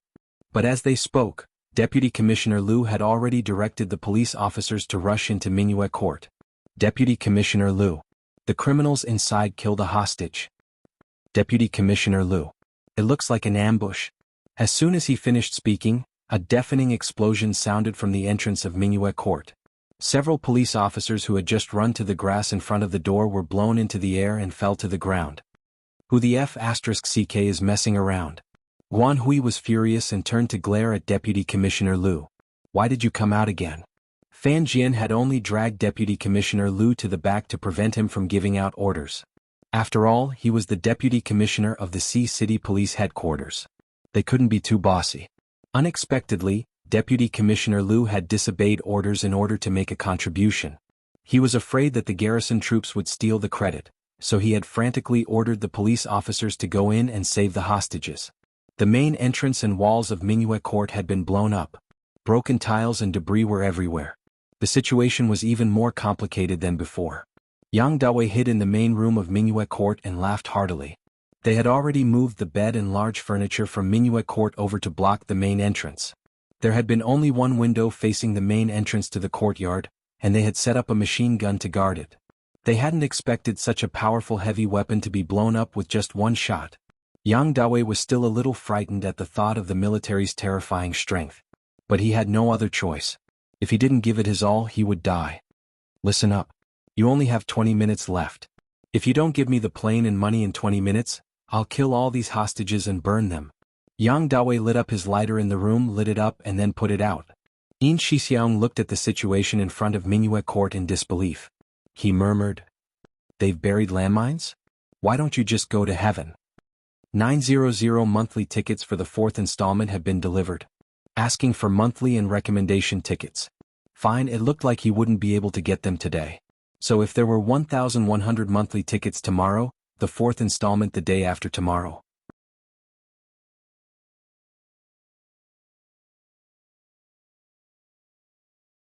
Chapter 82. The criminals had given them one surprise after another tonight. Yin Shixiang didn't leave immediately. He stood curiously to the side and listened to Guan Hui and his men discuss their next step. "We can't force our way in. I heard there are still explosives in the courtyard. We'll have to clear them first, but we don't have that much time." "Yes, and even if we don't clear them, we don't know how many explosives they've buried if we force them. Judging by their firepower, they might blow up the entire courtyard and kill the hostages inside. Then what should we do? Are we really just going to give him the plane and money and let him go?" The soldiers wouldn't agree, and neither would the police officers. So many of their brothers were injured, and there were even dead police officers and soldiers. Were they just going to let it go? But we don't have any other choice. Guan Hui spread out a map in front of him. It was the architectural blueprint of Minuet Court. Look, Minuet Court is surrounded by Little Mirror Lake on 3 sides. Only the main entrance faces this narrow path in front of us. Our way in from the front is blocked. How about we go in from the water? Someone suggested, pointing to the map. We can send soldiers or police officers who are good at swimming from the other side, and then we can land at the back door of Minuet Court. That's a good idea, but we only have 20 minutes left. It'll be almost time to swim over. Are we going to die with them? We can take the speedboat, but the criminals will know what we're going to do as soon as the speedboat starts. What if they kill the hostages immediately? Yin Shixiang listened for a while and understood the difficulties of the garrison troops and police officers. It wasn't that they didn't have a way to catch the criminal, they were just afraid that if they pushed the criminals too far, the 20 hostages he had would all be gone. Yin Shixiang shook his head and returned to the Humvee to explain the situation to Hua Xiaoheng. Hua Xiaoheng also found it tricky. It wouldn't be difficult to kill the criminal, but it would be difficult to prevent him from taking the hostages with him before he died. Little Zay, let me see the 3D architectural blueprint again. Zhao Liangzi opened his laptop and brought up the 3D architectural blueprint. Hua Xiaoheng frowned and looked at it for a while. Where is the criminal in this room? Yin Shixiang pointed to the back wall of Minuet Court. Here. Yang Dawei was very cunning. He was worried that he would be shot in the head by an army sniper if he stayed close to the front door, so he stayed far away and hid behind the back wall. Behind the back wall of Minuet Court was the vast Little Mirror Lake. The lake was 2 kilometers in diameter, so there was no need to worry about being ambushed. As long as no one swam across Little Mirror Lake, he was safe. Moreover, even if someone went into the water, they would not be able to swim there in 15 minutes. Driving a speedboat was out of the question, and descending from the sky and breaking through the roof was out of the question. Because the bandits were cruel and decisive, and they had sufficient firepower, when the time came, all their previous efforts would be in vain. Was there really no other way? Yin Shixiang and Zhao Liangzi looked at each other. They were glad that Gun Yinji wasn't a hostage in that room. Otherwise they would fight to the death with those bandits. No wonder Yinji grew up with us. She's learned a lot, Yin Shixiang said proudly, as if Gun Yinji was his daughter. Zhao Liangzi smiled and asked Hua Xiaoheng, Mr. Hua, do you want to pick Yinji up and take her away from here? Hua Xiaoheng refused without looking up. How can I leave before the situation here is resolved? Zhao Liangzi was quiet, then said quietly, but it's a domestic matter, we're crossing the line if we interfere. Before, they could say that they had interfered because of Gun Yinji's safety, so the army would not hold them accountable. Now that Gun Yinji was safe, if they interfered again and the senators found out, it would be very troublesome for Hua Xiaoheng, no matter how powerful he was. Yin Shixiang also thought of this, but when he thought of the tragic state of the troops and police officers, he couldn't bear to stand by and watch. Hua Xiaoheng straightened up and said calmly, this can't just be a domestic matter. We're going to interfere. It can't just be a domestic matter? You mean, those foreign heavy firearms and ammunition? Zhao Liangzi suddenly understood, that's right. These were all smuggled in by smugglers. They're related to foreign enemies. This way the 6th military region would have a reason to interfere. Hua Xiaoheng usually didn't repeat himself, he pointed to where Gun Yinji was on the other side of Little Mirror Lake. Find a shooting point here and use an AMR. We can take his life through the lake in the back wall. An AMR? Yin Shixiang was instantly enraged. Hua Xiao, let me go. An AMR was also called an anti-material sniper rifle, and could shoot through walls. The best AMR had a shooting range of 2 to 3 kilometers. The current world record for an AMR was held by an Australian sniper who aimed from 2.8 kilometers away and blew up the head of an armed criminal with one shot. It's only 2 kilometers from the other side of Little Mirror Lake to the back wall of Minuet Court. As long as he keeps leaning against the back wall, there won't be a problem. Hua Xiaoheng put on a mask that covered his face. Go find the garrison and ask if they brought an AMR. I'll go to the other side of Little Mirror Lake, Little Zay will be my spotter. Big Xiong will be at the front door and Guan Hui will be your spotter. That way, no matter which side the criminal leans, he'll have a headshot. This was a headshot through a wall. It was extraordinarily difficult. Yin Shixiang's side was easier. After all, the distance from the front door to the main room was shorter. Hua Xiaoheng's side was the real challenge. Not only was it a distance of 2 kilometers from the lake, but the weather was terrible, visibility was too low, and the wind and rain would also affect the trajectory of the bullet, directly determining the effectiveness of the shot. But seeing Hua Xiaoheng's calm expression, Yin Shixiang chose to believe him. Roger, Chief. Yin Shixiang and Zhao Liangzi replied in unison. They split up to find Guan Hui for an AMR. Guan Hui was overjoyed to hear Yin Shixiang's words. He quickly said, "The AMR has just been transferred here. I'm just worried that it won't be accurate and will hurt the hostage in the room." The bullets of an AMR were very powerful. They could even blow up an armored vehicle, which was why it was also called an anti-material sniper rifle. If it hit a person, it could directly tear the person apart. It would definitely be a fatal shot. But if it wasn't accurate and hit the hostage, it would also be a fatal shot. "It's okay, leave it to us, you don't have to take responsibility if anything happens." Yin Shixiang picked out 2 extremely heavy AMR rifles, one for himself and one for Hua Xiaoheng. Hua Xiaoheng didn't reveal his identity. He would only appear in front of everyone as a sniper from the 6th Military Region. Guan Hui was furious as soon as he heard this. "What are you saying? Am I someone who's afraid of taking responsibility? No matter what, if anything happens, I'll take responsibility." Yin Shixiang was amused by him and patted his shoulder. "Okay brother, you're my friend for sure." I thought we were already friends." Guan Hui was a bit confused. Were they only friends now? Yin Shixiang chuckled and didn't continue speaking. He threw an AMR into the Humvee and watched them detour to the other side of Little Mirror Lake. Gu Nianji was flustered by the fierce gunshots and explosions on the other side of the lake. She sat up from the long stone bench and spaced out for a while before walking to the door of the straw hut to see what was going on there. A man who looked like an officer stopped her. "Classmate, we have a mission right away and need to clear the area. Please cooperate and don't come out." "What mission?" Mei Xiaowen stood nervously beside Gu Nianji. "How are the kidnappers now? Did they catch them?" "They've sent a sniper over and will set up a sniping point here later. You guys stay back." As he spoke, a Humvee had already sped over. This was the first update. At 1 p.m., there was a second update on the spirit pet fate rewarded by the leader of the Fish Circle League. At 6 p.m. the third update. A reminder for monthly votes and recommendation votes. Oh, intersection.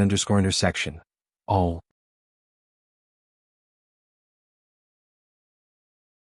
Chapter 83. Set up a sniper point here? Gu Nianji's heart skipped a beat. Her large, animated eyes turned towards the direction of Little Mirror Lake and looked at Minuet Court across the lake. She closed her eyes and whispered, "Holy Lord, do we have to use an AMR?" Only an AMR would be able to reach Minuet Court across the lake from such a long distance. The officer was surprised. "How do you know about an AMR?" Even the people in the army didn't know much about this, let alone the general public. Gu Nianji smiled. "I'm a military junkie, I've seen it on the internet. Study when you have time, don't go online so much." The officer lectured her seriously. "Go in. I'm closing the door."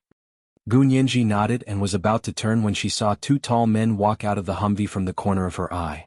Her entire body shook and her mind buzzed. She quickly turned her eyes to stare greedily at the tall figure walking in front of her. The helicopter's searchlights were still hovering in the air, scattering beams of light. At that moment, the sound of the rain disappeared from her ears, and the darkness of the night slowly faded from her eyes.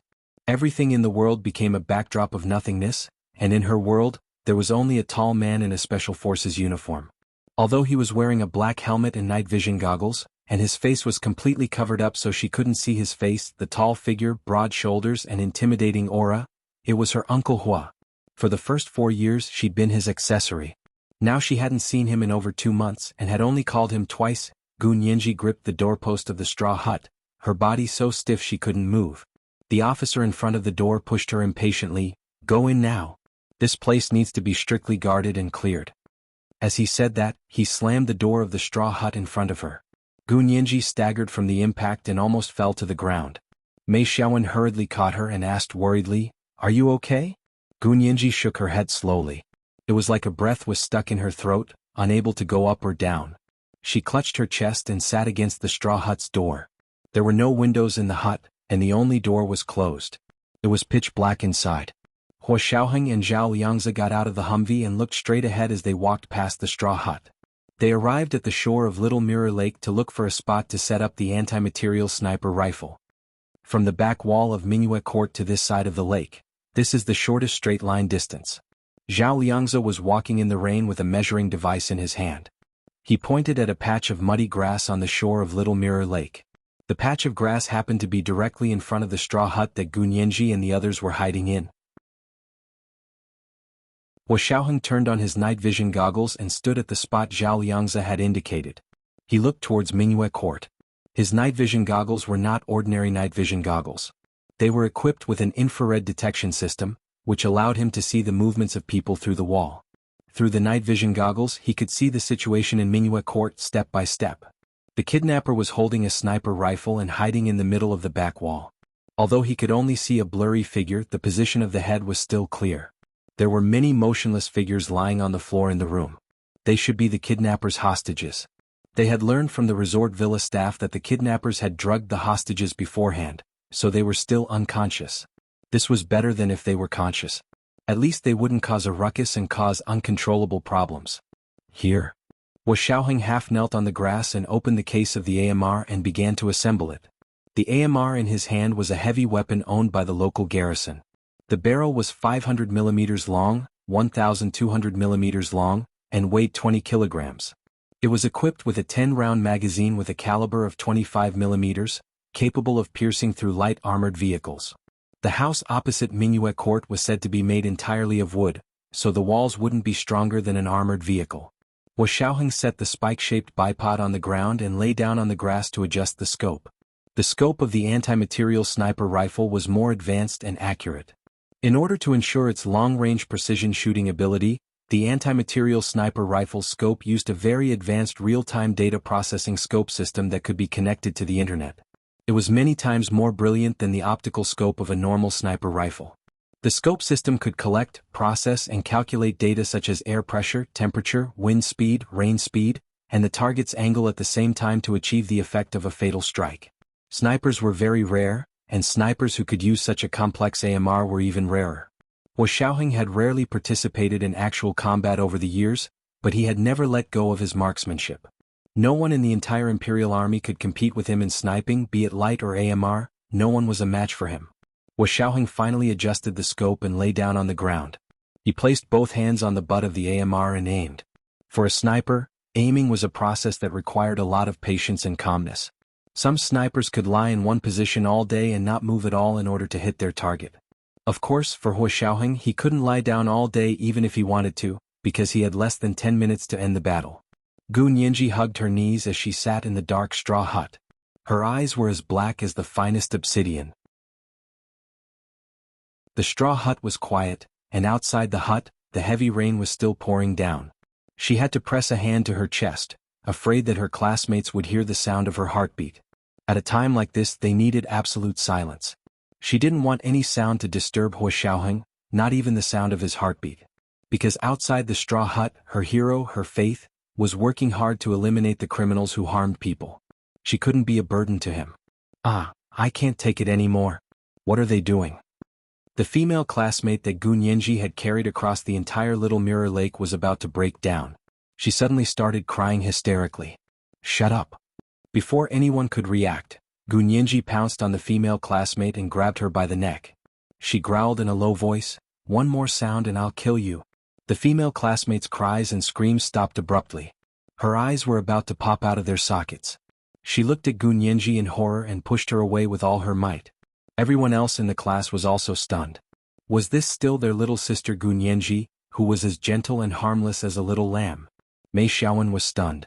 He moved over and slowly pried open Gu Nianji's fingers. He said quietly, "Let go of her neck. She can't breathe." Gu Nianji loosened her grip slightly and warned the hysterical female classmate in a low voice, "Do you know how difficult it is for the soldiers out there? They risked their lives to protect you and you still have the cheek to cry. One more sound and I'll make sure you'll never be able to cry for the rest of your life." A sniper using an AMR couldn't afford to be distracted even for a moment. With Hua Xiaoheng's level of skill, he wouldn't even care if someone else was banging on his ear.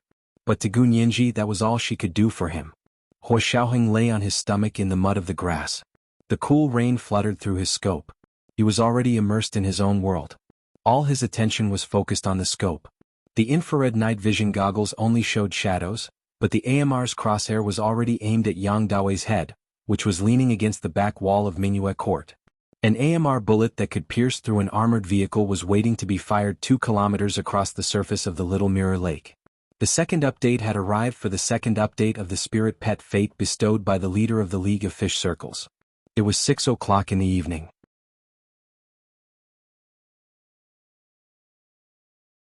Chapter 84. 2,000 meters ahead, 10 o'clock. Wind speed 8 meters per second. Moderate rain, even rain. Target's head is leaning against a third of the back wall of Minuet Court, 1. 75 meters tall. End of report. Zhao Liangzi knelt on one knee next to Hua Xiaoheng's sniping point, and reported what he had observed as a spotter. Time passed quickly and soon there was only a little more than a minute left. Yang Dawei began to feel uneasy in Minuet Court. The police had promised to give him the plane and money, but there was only 1 minute left until the deadline. Why hadn't he heard the plane yet? Were they really stalling for time? If that was the case, then he wouldn't hold back. Everyone in this room had to die. Yang Dawei was furious. He raised his submachine gun and aimed it at the unconscious C University faculty of law students in the room. At that moment, Hua Xiaoheng's eyes darkened until they were bottomless. He hooked his fingers slightly and pulled the trigger of the anti-material sniper rifle with a click. A high-powered heavy sniper bullet silently slid out of the 500mm gun's chamber. The olive-shaped bullet cleaved through the mist above Little Mirror Lake, and picked up speed with the sound of the wind. It suddenly flew across Little Mirror Lake, aiming for a third of the back wall of Minuet Court. Boom! Through Hua Xiaoheng's infrared night vision goggles, he saw the figure leaning against the back wall of Minuet Court suddenly spit out a cloud of pink blood, and then his entire body dissipated in the goggles. Yin Shixiang, who was standing guard at the front door of Minuet Court, was the first to hear the spluttering inside the room. He also saw through his night vision goggles that the criminal inside had suddenly been torn to pieces, and a cloud of pink blood. He stood up with a whoosh and whispered to Guan Hui, who was beside him, "It's done. That bandit was killed by our people. Get ready to go in and collect the body." He paused for a moment, then instructed him, "Get a few veterans to go in and get a body bag. I'm afraid that person is no longer human." Guan Hui was stunned for a moment, then overjoyed. He jumped up from the ground and gestured to the people behind him, "Deploy the robots to clear the mines." A few chubby demoning robots quickly entered the area in front of Minuet Court and began to detect and clear the mines. Deputy Commissioner Liu came over again and looked at Yin Shixiang, then at Guan Hui. "What's going on? Is it over? All the criminals are dead? Did anyone slip through the net?" "That's your problem. Our mission is complete," Yin Shixiang said coldly and tossed the sniper rifle to Guan Hui, ignoring Deputy Commissioner Liu. Guan Hui didn't want to deal with Deputy Commissioner Liu. He ordered his men to keep an eye on the robots as they cleared the mines. He personally led a few veterans along the path the robots had cleared to Minuet Court to collect the bodies. Zhao Liangzi received the news from his earpiece that the battle at Minuet Court had ended. He breathed a sigh of relief and stood up. "Mr. Hua, everything's settled. We're collecting the corpses." Only then did Hua Xiaoheng get up from the ground. He skillfully dismantled the parts of the AMR and put them into the gun case before carrying them to the Humvee. Zhao Liangzi carried his equipment and walked behind him. The two of them quickly got into the car. The officer guarding the straw hut opened the door and said to the students inside, "The martial law is over. You can come out and prepare to go home." Gun Yinji was the first to rush out. She sidestepped the officer and slipped out the door like a fish. The beam of light from the helicopter had disappeared. It must have driven away. The electricity in the villa had not been restored yet. On the dark lakeside path, only the headlights of the Humvee that had just driven away glowed brightly in the dark. Gun Yinji's eyes lit up. She didn't have time to think. She ran after the Humvee. She remembered that the two snipers had gotten out of this military vehicle. She didn't dare scream. She only hoped that the people in the car would see her and stop. She recognized the figure. It had to be Uncle Hua. And the person next to him had to be Brother Zhe. Gun Yinji ran faster and faster. Her long legs were as agile as a deer's. Her waist was light and supple, and she bounced with an elastic rhythm. "Mr. Hua, that's Miss Gu, she's chasing the car." The orderly, Fan Jian, was the first to notice Gun Yinji in the rearview mirror. He instinctively eased off the accelerator. The Humvee slowed down slightly. Zhao Liangzi looked up at the rearview mirror. "Oh, it's really Yinji. Why is she chasing our car? Is something wrong? Or did she recognize us? I'm going to go back and retake my camouflage class. I was still recognized even though I'm all wrapped up today. It must be because I'm too handsome." The corners of Fan Jian's mouth twitched uncontrollably. He eased off the accelerator again. Hua Xiaoheng didn't say anything. He propped one elbow against the window and rested his chin on the back of his hand. He stared fixedly at Gun Yinji in the rearview mirror. Hua Xiaoheng only realized that Fan Jian had eased off the accelerator when he realized that the military vehicle was closing in on Gunyanji. Mr. Hua, it's raining outside. Should we stop and take shelter? Zhao Liangzi racked his brain to find an excuse for Hua Xiaoheng. Hua Xiaoheng continued to lean against the window with his chin on his hand. He ignored Zhao Liangzi's words. Little Jinzi, don't you want to go to the bathroom? Oh no, I need to use the toilet. Zhao Liangzi saw Gunyanji stubbornly chasing after them in the rearview mirror. He panicked and had no choice but to continue trying to trick the military vehicle into stopping. Gunyanji anxiously chased after the Humvee on the dark lakeside path. The headlights were so bright that she couldn't open her eyes. However, she didn't flinch and continued to chase without a care in the world.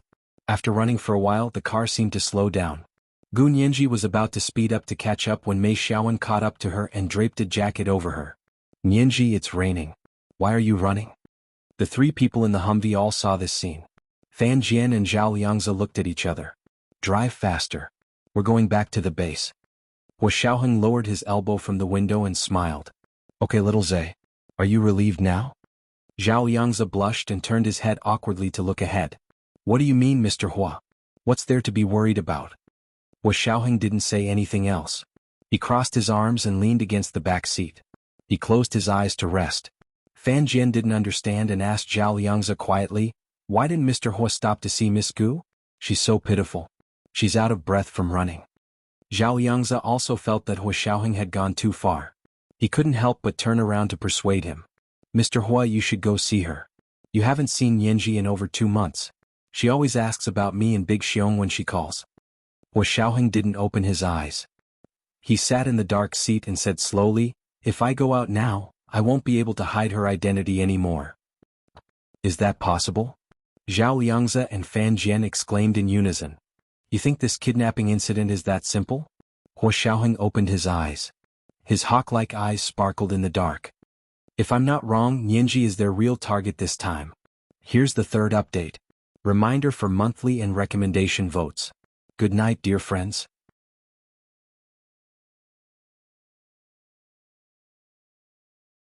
Chapter 85.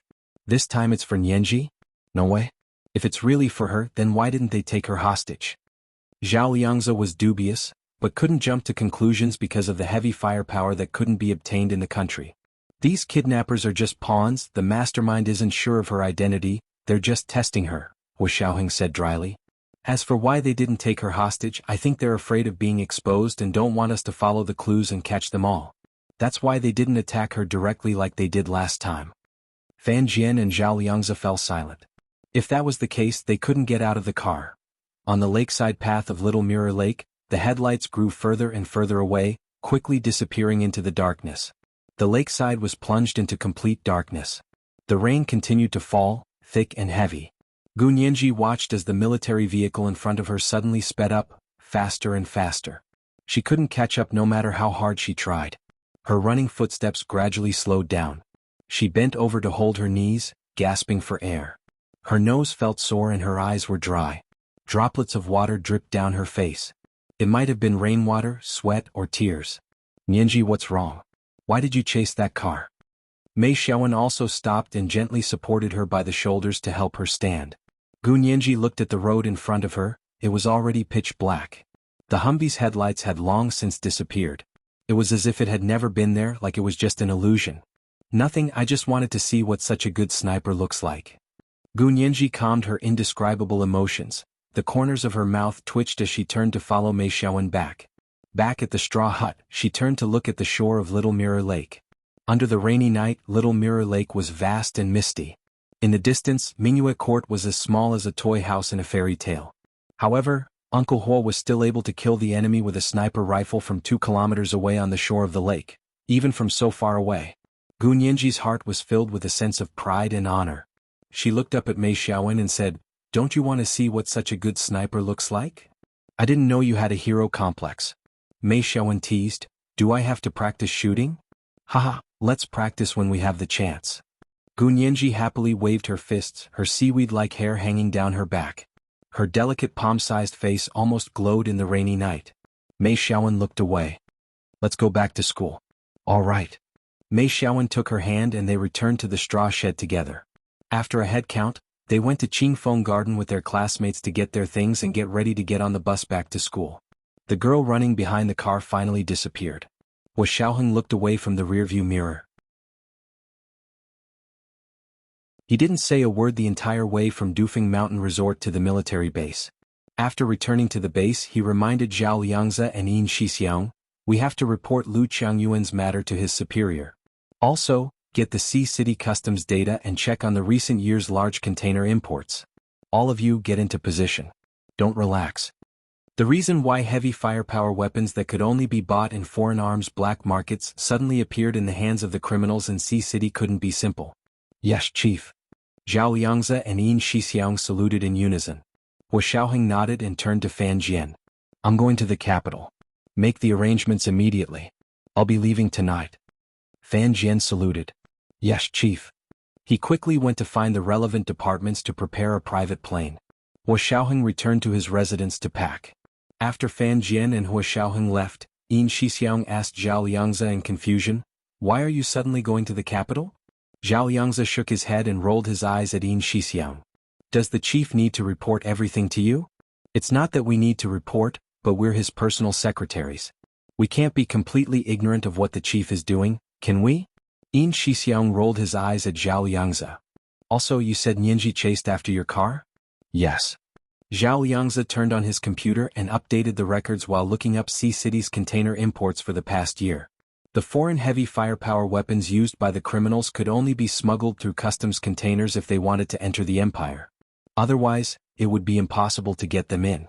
Yin Shixiang sat on the sofa in front of him and turned on his tablet to send a message to Deputy Commissioner Lu's superior.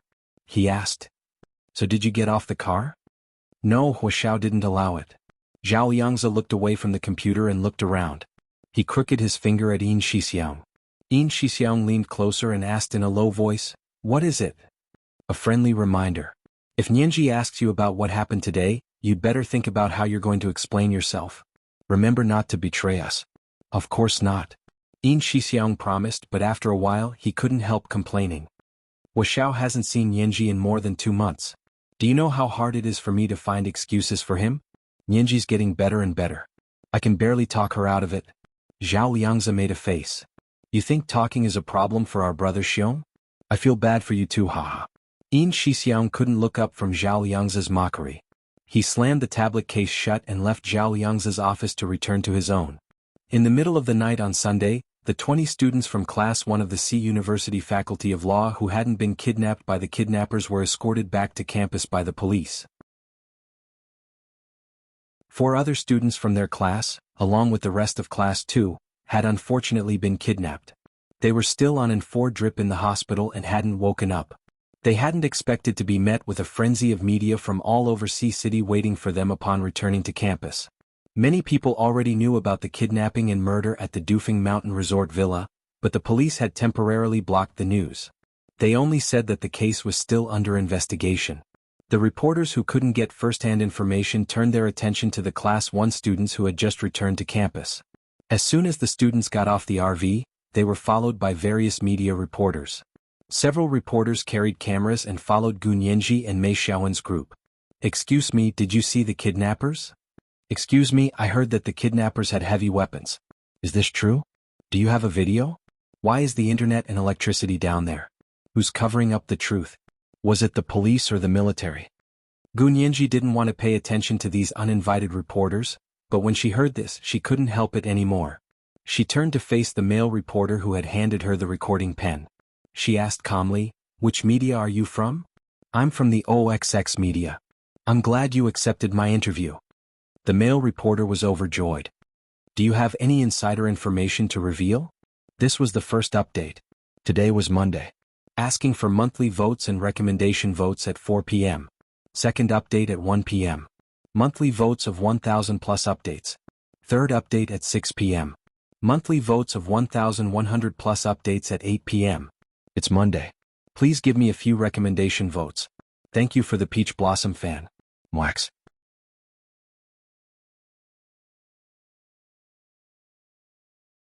Chapter 86. I'm warning you as a reporter, your questions are misleading. According to the Imperial Press Law, you've violated the first article of the first volume of the press law, which states that the news must be fair and just. May I ask if you have any media credentials? Please show me your permit, otherwise interviewing me is a serious violation of my citizens' right to privacy and the right to know. I can sue you in court and hold you accountable. Gu Nianji didn't hesitate to take out her phone and record the dumbfounded reporter.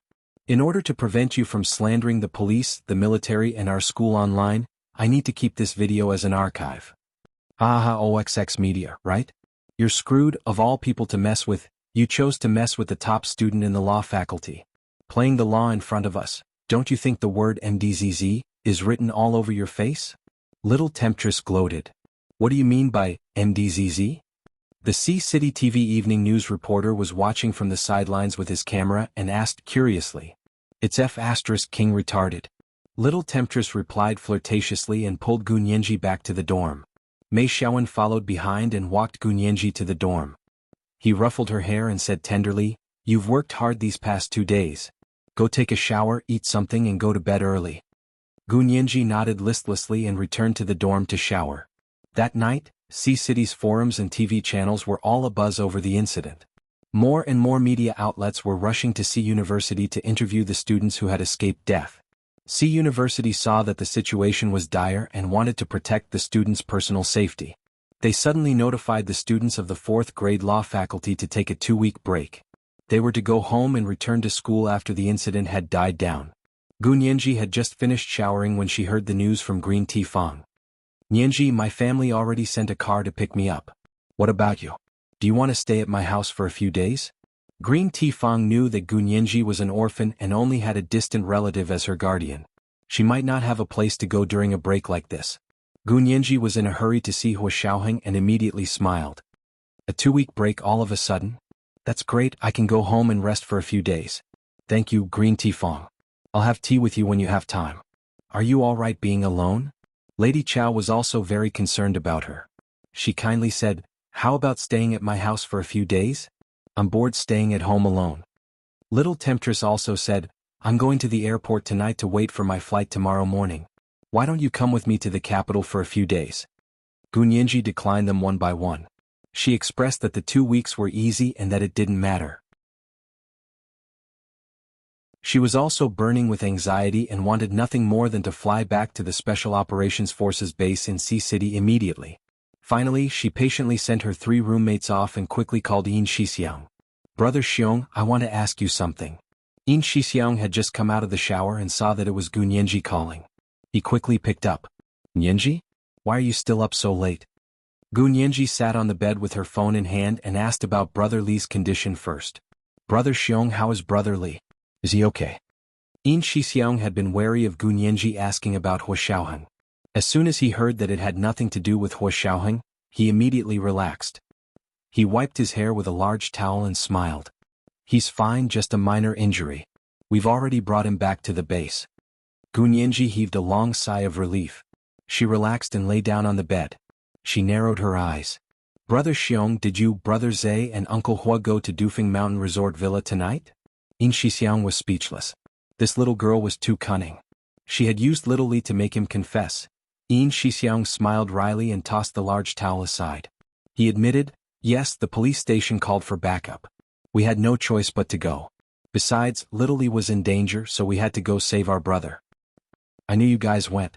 Gu Nianji sat up happily and made a V sign with her hands. "That sniper was Uncle Hua, wasn't he?" Yin Shixiang laughed. He didn't deny it, but he didn't admit it either. He asked her, "You guys went back to school? Were you scared? Do you want Chen Lai to examine you?" No. Gu Nianji was terrified at the thought of Chen Lai examining her. She quickly declined and asked, "Brother Xiong, is it convenient for you to come pick me up?" "It's so late, where are you going?" Yin Shixiang's hand paused. He quickly went to find some clothes to wear. Gu Nianji said, "The school gave us a 2-week break. I don't have anywhere to go, so I thought I'd go back to the base to see you guys." She bit her lip and whispered, "I haven't seen anyone from the base in a long time." Yin Shixiang knew that the person Gu Nianji really wanted to see was someone else, but that person had just boarded a private plane to the capital. To avoid disappointment, Yin Shixiang said tactfully, "You're on break? That's great. I'll come pick you up right now. Too bad Mr. Hua just left for the capital. Otherwise he'd be very happy. Gunyanji shot up from the bed. Uncle Ho went to the capital? When did that happen? An hour ago. In Shixiang looked at his watch. You should be here by now. Gunyanji pursed her lips. Oh, come pick me up then. I'll stay at the base for a few days. I haven't been there in a long time. She had 2 weeks of break anyway, so she had plenty of time. She planned to stay in his little building and wait. Okay, I'll come pick you up right away. In Shixiang had already put on his clothes and grabbed his car keys. He came out to pick Gunyanji up as he sent Hua Xiaoheng a text. Nianji is on break, so she'll be staying at the base for a few days. Hua Xiaoheng had just walked out of the capital airport.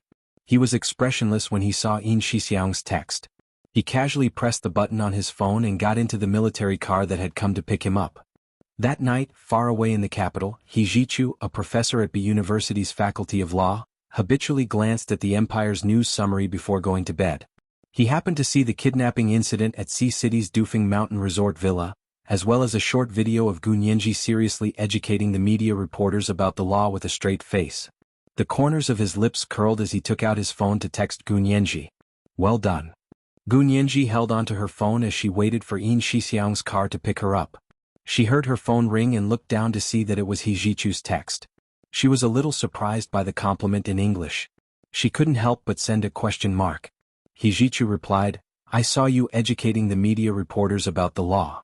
Gunyanji was speechless. News spread too quickly in the age of the internet.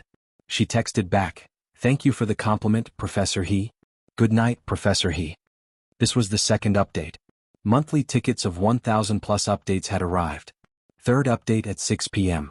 Fourth update at 8 p.m. Monthly tickets of 1,100 plus updates. Asking for recommendation tickets on Monday.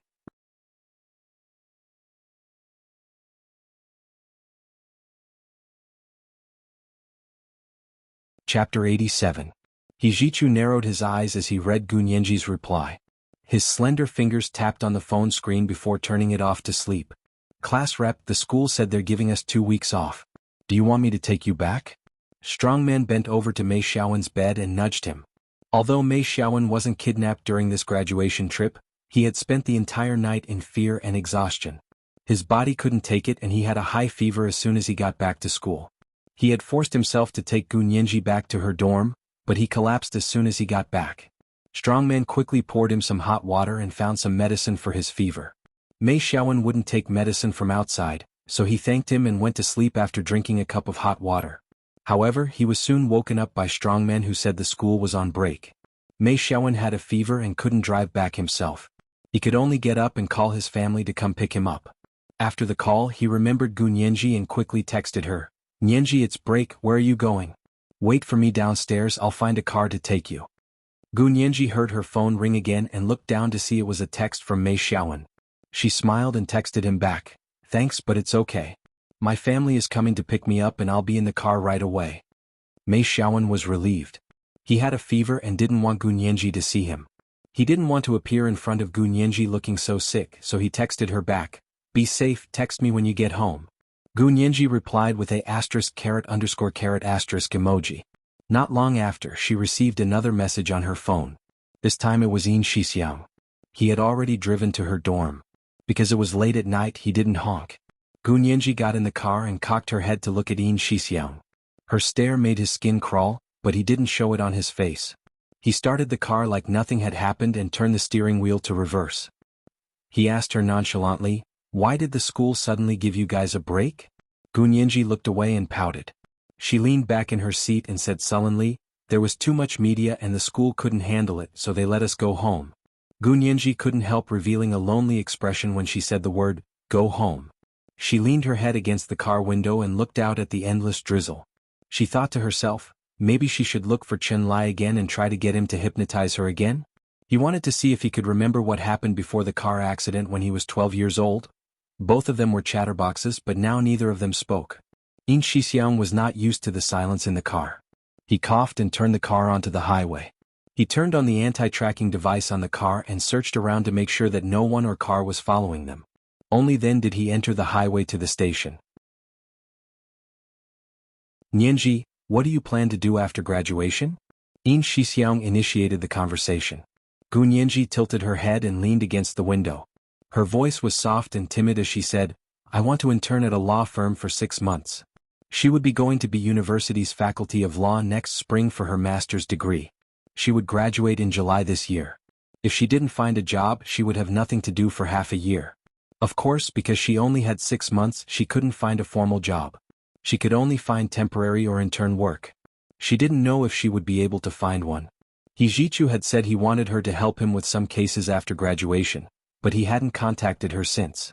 She could only assume he was being polite. Yin Shixiang nodded. Let me know when you find one. I'll go check it out first. Gu Nianji laughed. Brother Xiong, I'll be 18 in October. I'm an adult.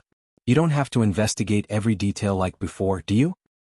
As long as Hua Xiao still wants me to take care of you, I'll investigate even if you're 80. Yin Shixiang laughed. Gu Nianji was amused as well. She covered her mouth with the back of her hand and giggled. I'm 80. How old is Brother Xiong? Yin Shixiang purposely put on a fierce expression and pretended to be angry. Don't hit me in the face. I don't need you to remind me of my age. Oh? Brother Xiong, you're a man but you don't like people asking your age? I thought it was a woman's privilege. Gu Nianji's eyes sparkled as she laughed. Yin Shixiang smiled at her. Nianji, you've grown up. She was so beautiful too. She looked completely different from when she was 12 years old. Who would have thought that the chubby little girl with a face like a silver plate would look like a completely different person after growing up? Now she looked like a beautiful girl from a manga. When she stared at you with her large eyes, she looked like a small animal. She was gentle, harmless, and cute. Gu Nianji pulled down the small mirror on the passenger seat to look at her face. She shook her head. I'm not 18 yet. She glanced at Yin Shixiang and asked tentatively, Brother Xiong, I want to ask you something personal. You don't have to answer if you mind. Yeah, it's nothing. Go ahead and ask. I'm listening. Gu Nianji smiled. Brother Xiong, do you have a girlfriend? Yin Shixiang's heart trembled. He secretly cursed her for bringing up his sore spot. How annoying. He wanted to have a girlfriend, but he just didn't have one. Yin Shixiang laughed dryly. Nianji, why are you asking this? I see you guys hanging out with Uncle Hua every day. If you have a girlfriend, won't they complain that you don't spend time with them? Gu Nianji asked curiously. Yin Shixiang almost howled. He slammed the steering wheel. Nianji, you're so observant.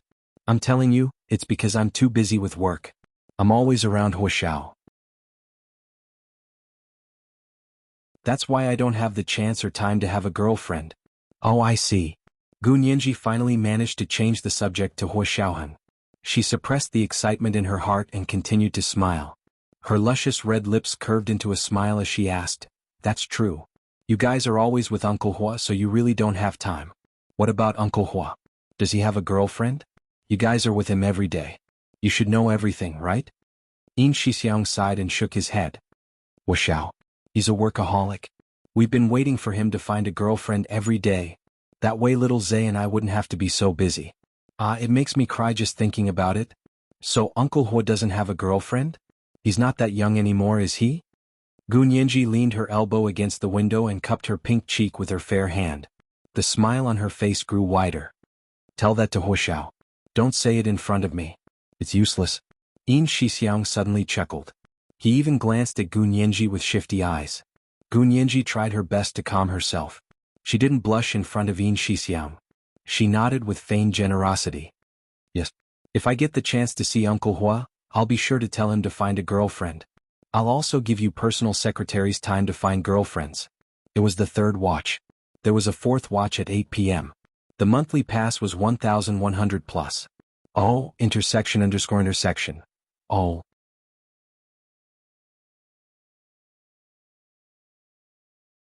Chapter 88. Okay.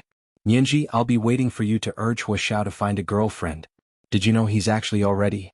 Yin Shixiang's tongue slipped and he almost blurted out that Hua Xiao had already lost his virginity. But when he remembered that Gu Nianji was still a minor, he swallowed the words. He had an indescribable feeling that if he told Gu Nianji about Hua Xiao losing his virginity, Hua Xiao would beat him to death.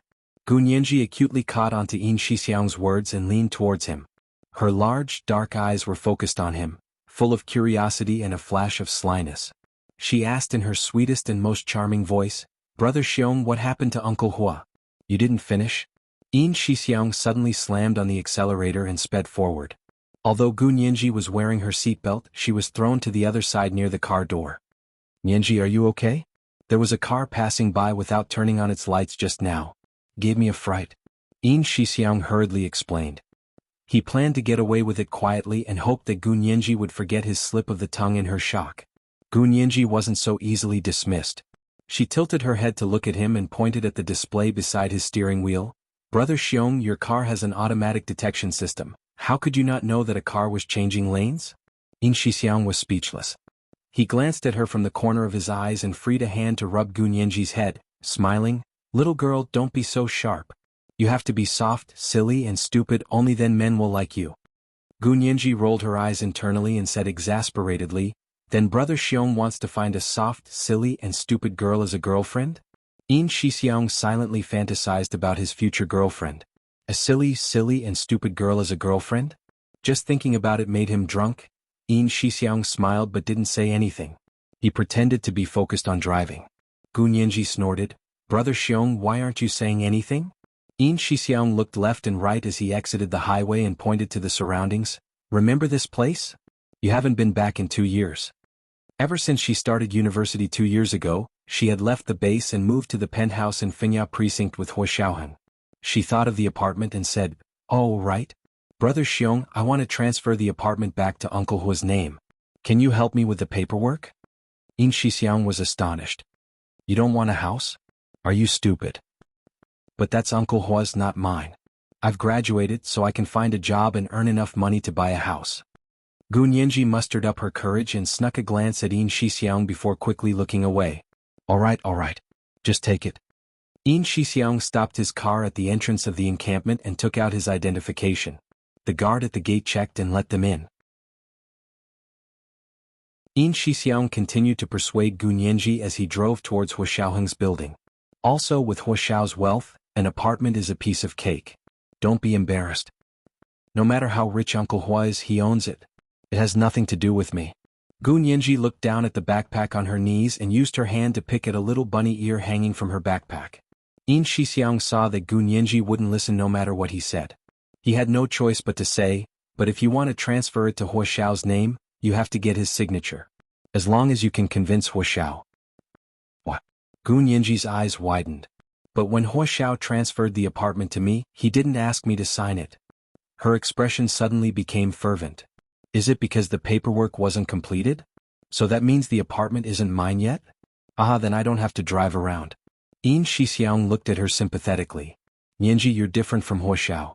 Hua Xiao can transfer the apartment to your name without your signature, but you can't transfer the apartment back to him without his signature. Do you understand? Gu Nianji understood the crux of the matter and was dealt a heavy blow. Yin Shixiang stopped the car in front of Hua Xiaoheng's building and came out to open the door for Gu Nianji. We're here. Go in yourself. Hua Xiaoheng's building at the Special Operations Forces base in Sea City had a very high level of security. Gu Nianji used to be within his security perimeter. Now that she hadn't been back for 2 years, he didn't know if she could still get in. She walked to the metal door of the building with some apprehension and pressed her palm on the round display screen in the middle of the door. The screen opened with a whoosh and began to read the data. After a while, a gentle and standard female voice sounded from the speaker on the screen. Welcome home. The door slowly opened to both sides. It was all automatic. Gu Nianji smiled and carried her backpack and suitcase inside. The door closed behind her and Yin Shixiang started the car and drove away. Gu Nianji returned to the building she had lived in from the age of 12 to 16. She actually felt like she was returning home. After all, her memories started from the age of 12, and it started from the burning car. Walking into her bedroom on the 3rd floor, Gu Nianji put down her suitcase and backpack and sat on her small bed in a daze. The room was full of memories. When she was 12, Hua Xiaoheng, who was 22, became her guardian and brought her to the Special Operations Forces base. In the beginning she was too frightened and often woke up screaming in the dark at night. She couldn't sleep anymore. Hua Xiaoheng put her small bed in his bedroom and always had a warm yellow light on in front of the bed. Gu Nianji later heard from Chen Lai that Hua Xiaoheng used to be a light sleeper and couldn't sleep at all, but he changed for her. As soon as she woke up screaming from nightmares at night, he would immediately come to her bed to accompany her. Every time she opened her eyes, she would see Hua Xiaoheng's silent face and dark, concerned eyes. Only then would she feel safe and be able to sleep peacefully again. It wasn't until a year later, when her night terrors improved, that she moved her small bed back to her bedroom, which was the room opposite his. He knew she was timid and afraid of the dark, so as long as she slept, his door would always be open and there would always be a light on. From her bedroom, she could see the warm yellow light in the opposite room. She felt very warm and safe and could also sleep well. Gu Nianji walked to her closet and half-squatted to open the bottom drawer. Although she hadn't lived here for 2 years, it was still full of sanitary pads that she was used to. When she was 14, Gu Nianji had her first period. Hua Xiaoheng asked Yin Shixiang to buy various brands of sanitary pads and put them in her room to see which brand consumed the fastest. In the future she would only buy that brand. Later, the imported brands were no longer available in the Huaxia Empire, so Hua Xiaoheng asked someone to buy them overseas and send them over for a year each time. The bottom drawer of the closet was still the brand she was used to.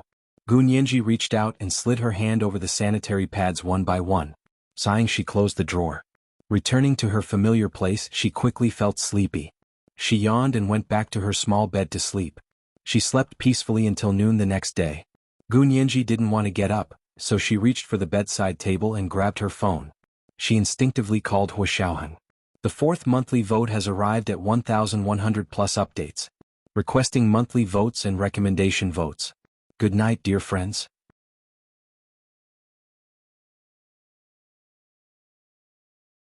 Chapter 89.